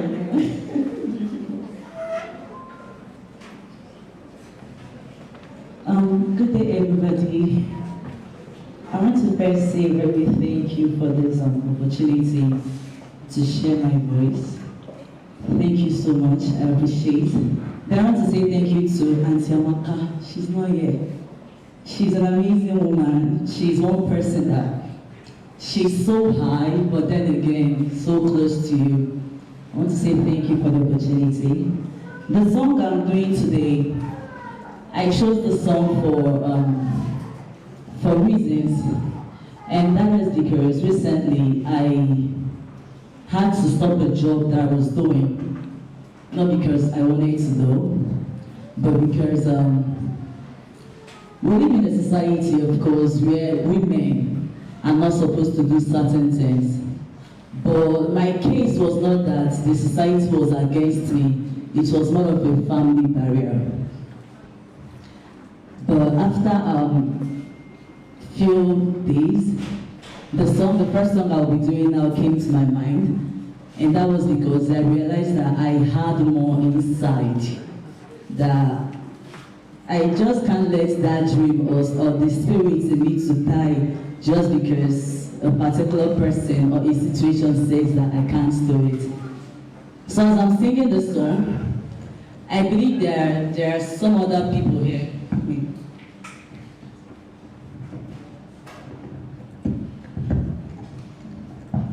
Sorry.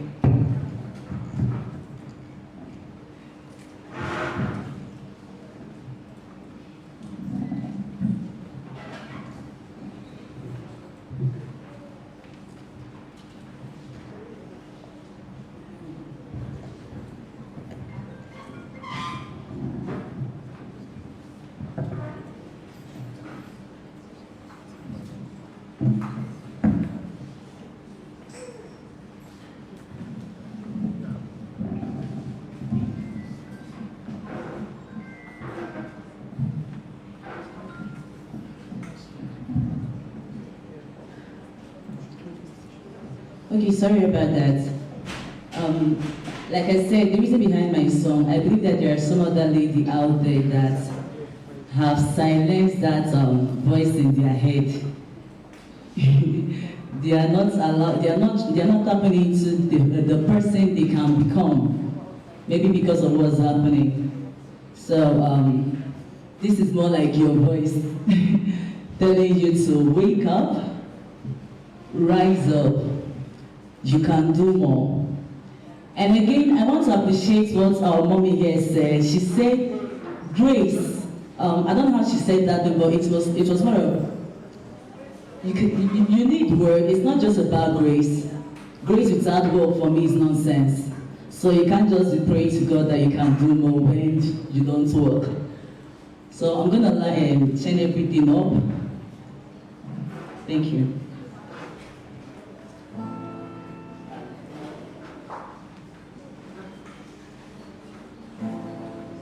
Say something, I'm giving up on you.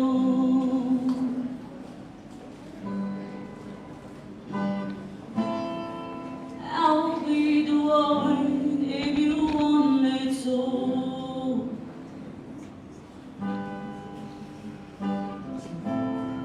In the way I would follow you.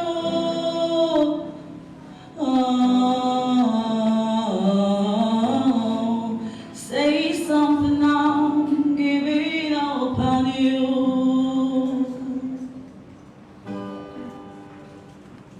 And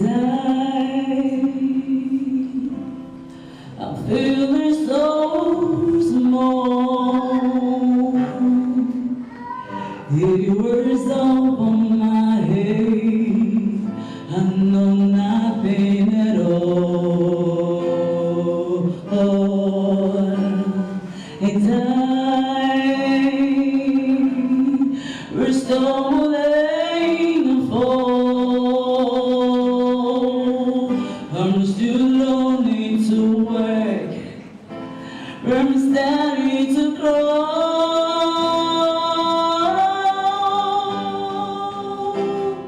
Say something, I'm giving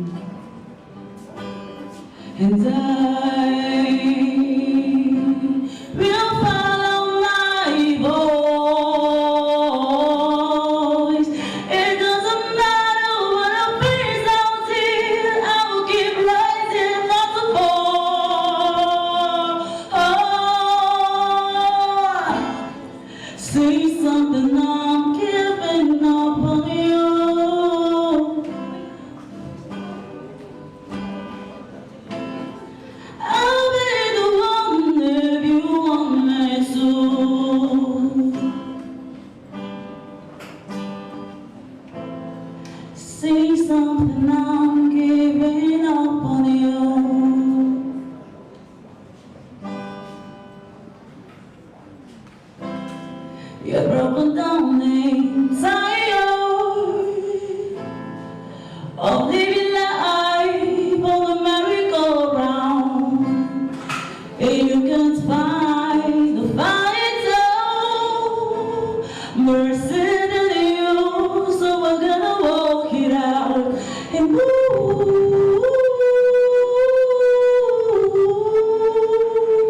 mountains. We're gonna walk it out and move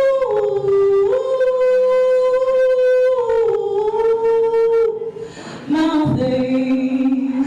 And arise up, arise up the day, arise up, arise unafraid, and arise up, and now do it all day.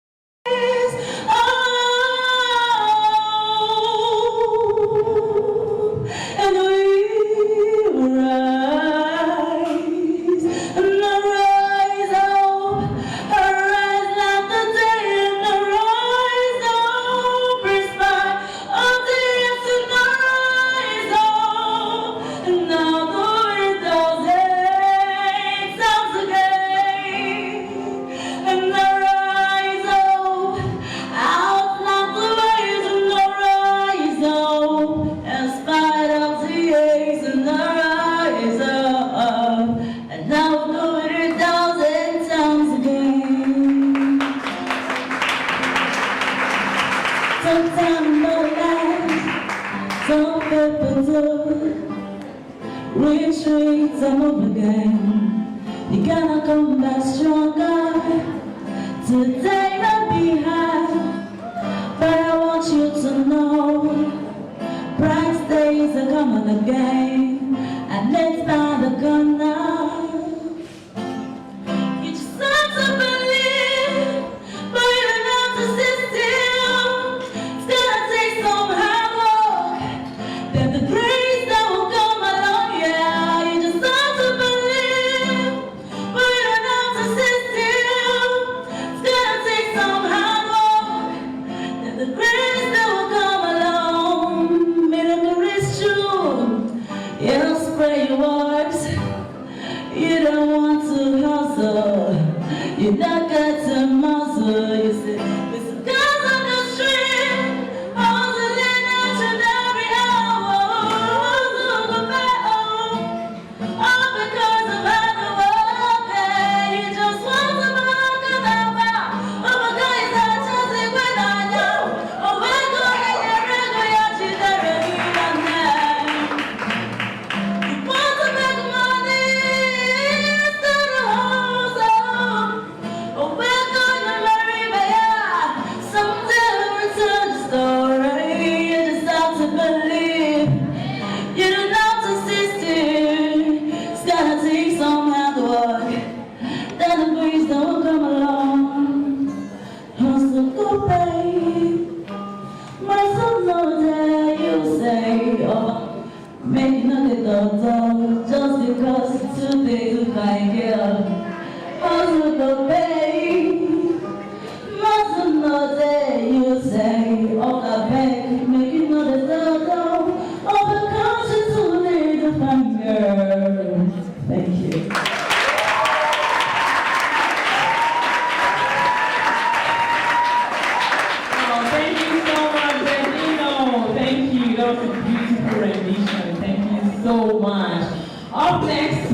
are having also a spoken word artist group and a drama group too.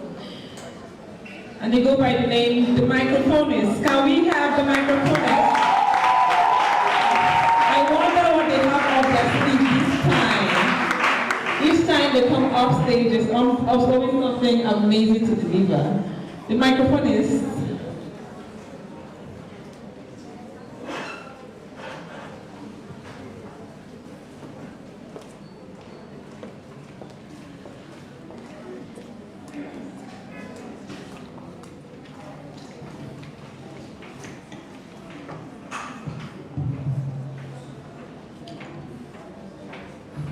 Very nice pleasure being here. Is it possible I have the pulpit?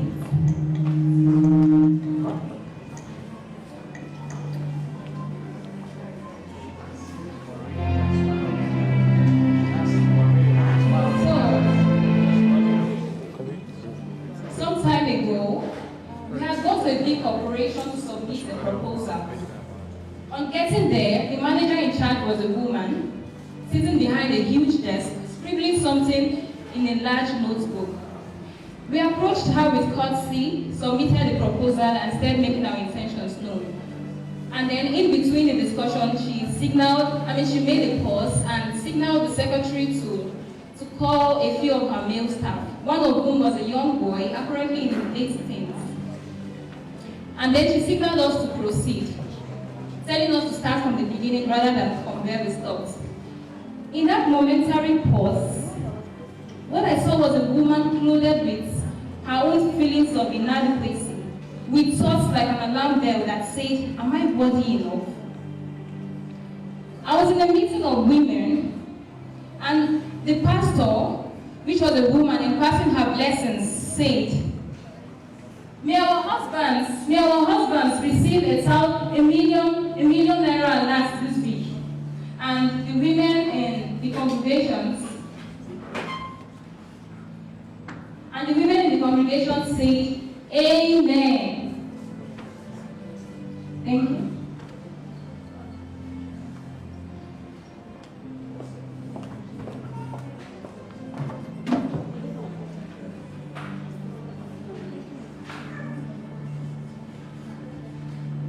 I was in a meeting of women, and the pastor, which was a woman too, in passing her blessings, said, May our husbands receive a million naira last this week.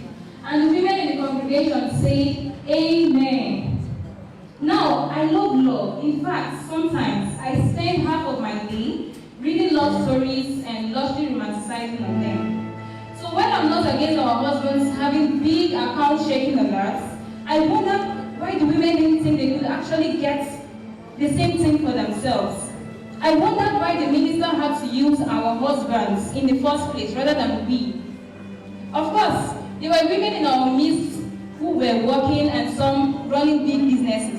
And so I wondered the more why they sidelined themselves and hurriedly claimed these miracles for their husbands when it could happen for them too. In a conversation with a few of my classmates, one of us asked, I beg, after school, what do we go do? And the girl next to her, in a way that showed certain optimism, said, Oboge replants, loosely interpreted as he that delay has plans, like Oboge replants. And another girl quickly interjected, saying, now husband we get money, can't get sense. Now husband we get money, can't get sense, me I dey find. Which, when loosely interpreted, is just a way of saying, if it goes beyond the kitchen, then it's not meant for me. For some reasons, I've come to have this close affinity with my 6-year-old distant niece. And one time, while playing with her outside, she pulled my legs and said, Aunt Noe, I want you to finish school and get married so that we'll come to your house. Unlike animals, humans possess the exquisite ability to learn, to understand, and even practice, even without having to experience. I was chanced to work for one of my friends who is a tech guy, and one day during a meeting he said, frankly, Steph, I never thought I could hold a real discussion with a female. They are either talking about clothes or looking for the next thing to buy. none of them ever make sense to me. Putting these individual stories in a broader context, we see what has emerged as a trend alongside a highly gendered lens through which women now engage themselves, seeing themselves as a sexualized tool, tools as an object rather than the subjects. We see young girls aspiring to marry.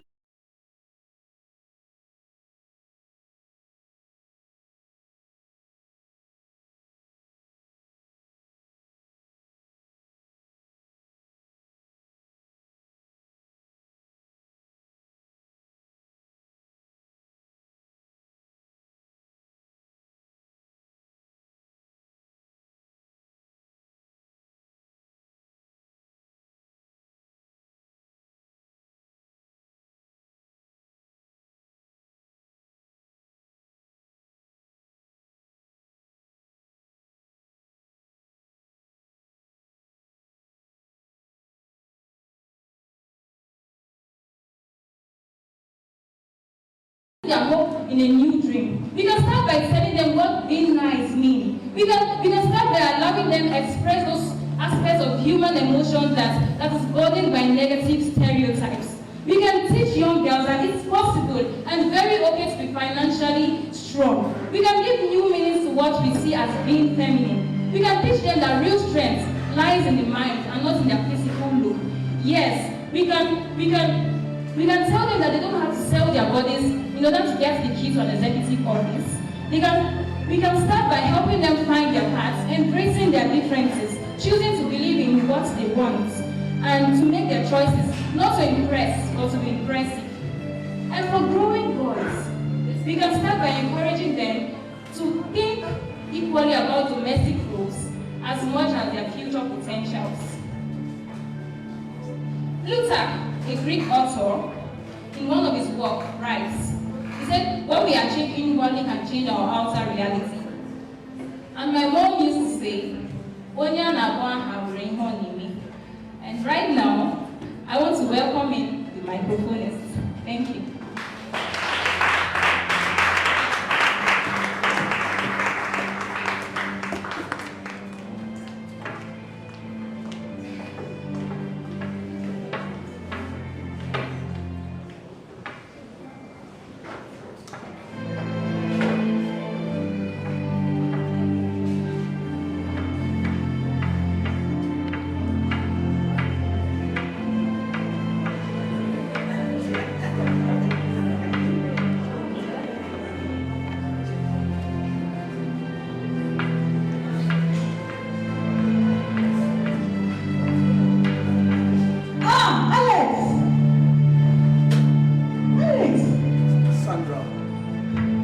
Sandra, is that you? Yes, it's me. Wow. Oh, Sandra, I'm glad. Okay. Please, Sandra, I can't see. I will need your help. Do you have the light with you? Yes, I have light. Can you please lend me your light so I can see? Absolutely. It's not even a big deal. I've always liked you. I've always admired you. Like, that tall, fine guy. Why not? Sure. See my light. Oh, thank you. Thank you.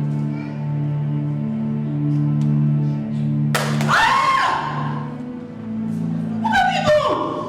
Oh, my strength. What is it? My destiny. What is it? My destiny. What have you done to me? Oh, all right. Just hold my hands. Hold my hands. Hold my hands. And I will lead you. Well, you can't see too. How can you lead me when you can't even see? No, this is not where I want to go to. This is where I want to go to. Just follow my lead.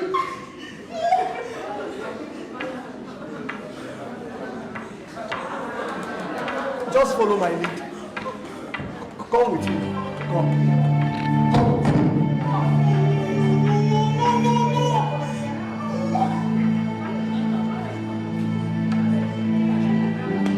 All right. They said it gave them and kept them in the box. But the truth is, They said it caged them and kept them in the box, but the truth is this: their decision and their choice have caged them in the box.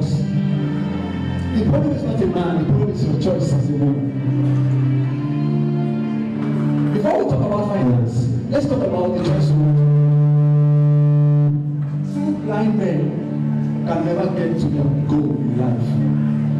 So before you make your choice and before you claim for love and whatever you want to do, you have to have your light and choose a man that has light.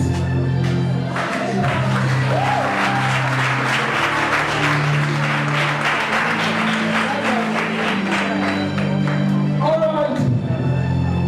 You see, I don't have my help needs, but the truth is, she can provide even a meat when the meat is not at home. Cassandra! Cassandra! So, that's my wife. I want to leave now. I want you to stay back home and let me not look for you when I'm back from work.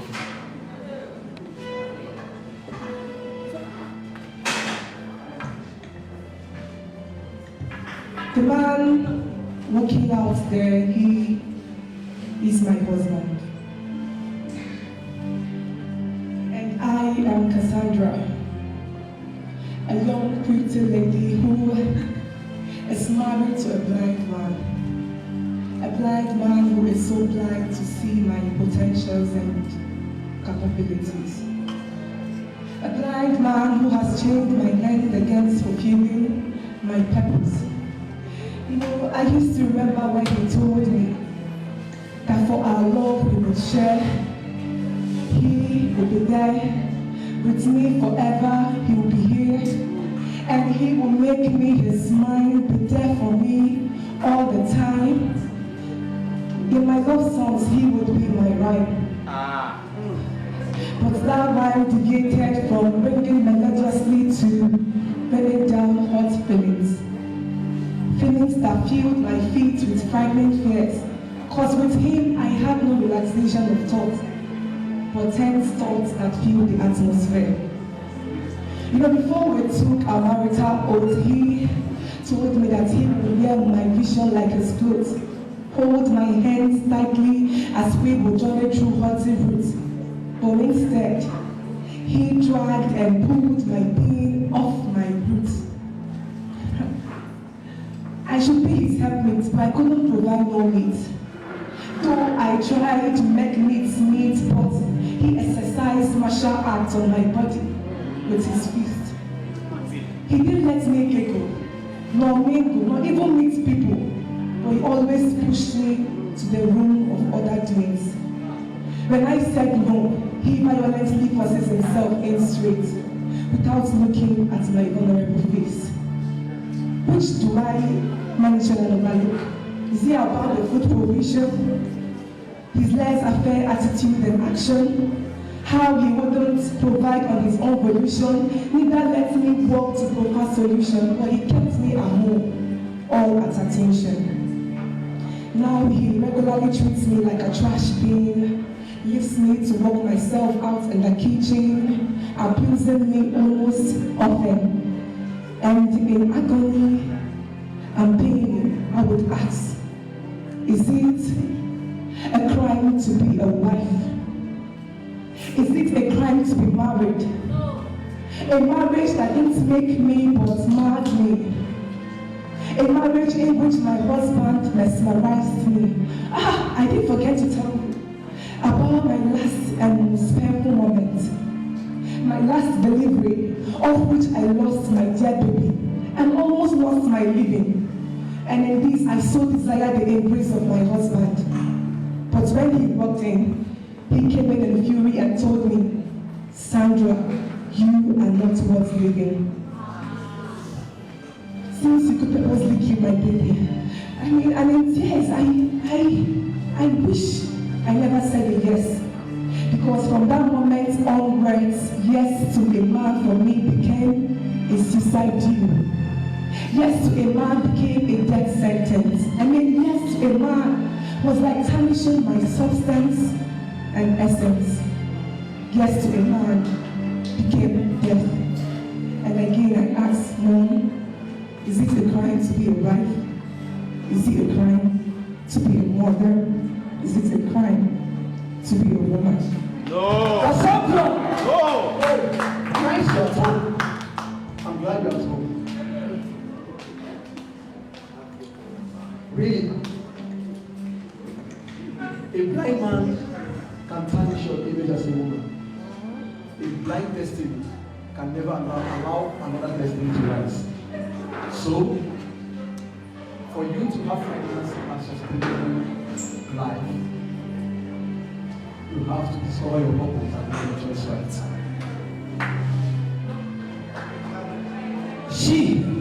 She's a woman. Weak and frail, yet strong and determined. A unit they expected her to be, but drawn from the side of the sleeping man in his weakness, she was made his strength. She is awesome wonder of man. Her narrow ties a pathway for the unborn generation. Her bosom a desert spring that saves lives, giving birth, creating dreams, directing futures as a goal, male or queen. Sister, mother, daughter, or wife.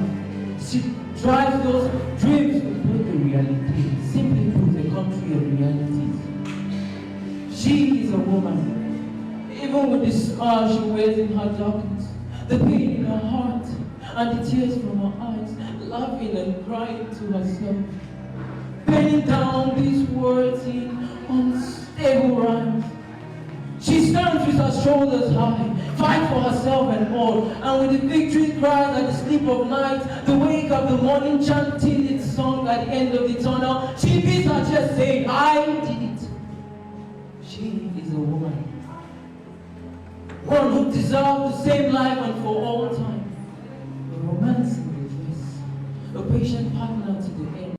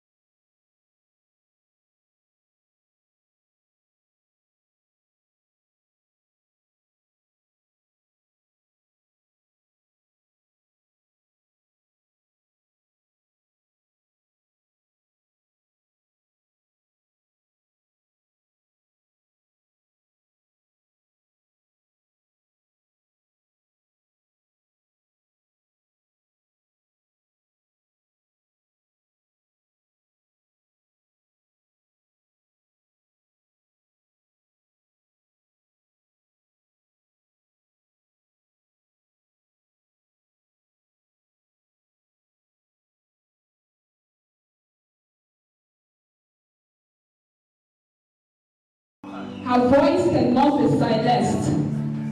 She doesn't have a seduction plan. She has a writing skill. Woman is fear. She lets go of fear. She raises her hand up high despite the wind of brutality and oppression.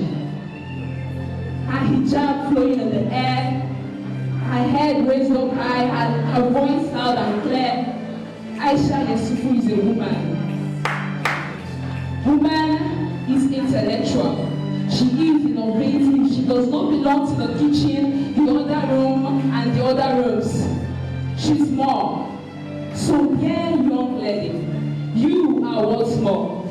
Your strength doesn't lie on your cleavage or your power in between your thigh, but your strength lies in the power of your mind. Because with this mind, you can go places your leg can't go. With this mind, positive things can be bettered. Dear, beautiful one, look beyond this. Look beyond what the physical eyes can see. Look beyond this physical environment. What can you see? What can your mind tell? You are what more. But you, who are you? This is a shout out to women out there who understand vision, purpose, and passion. Women like you and me, women like Auntie Anna, Auntie Amaka, women like Onyechile Babarachi, women like Oprah Noye, women like Quincy Peters, women like you, women like me. We are doing more. We are not a generation of weakness. We are not a gender of vulnerable weakness. We are a gender dedicated to change. We are women who are going to change narratives.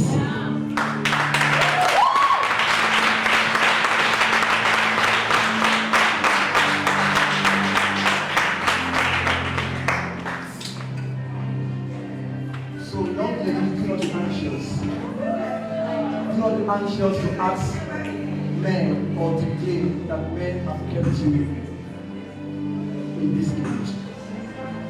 But be anxious to fulfill your potential and your purpose for their life of strength and their life of finance. So for you to become, as a woman, you have to discover yourself to fulfill purpose. For we are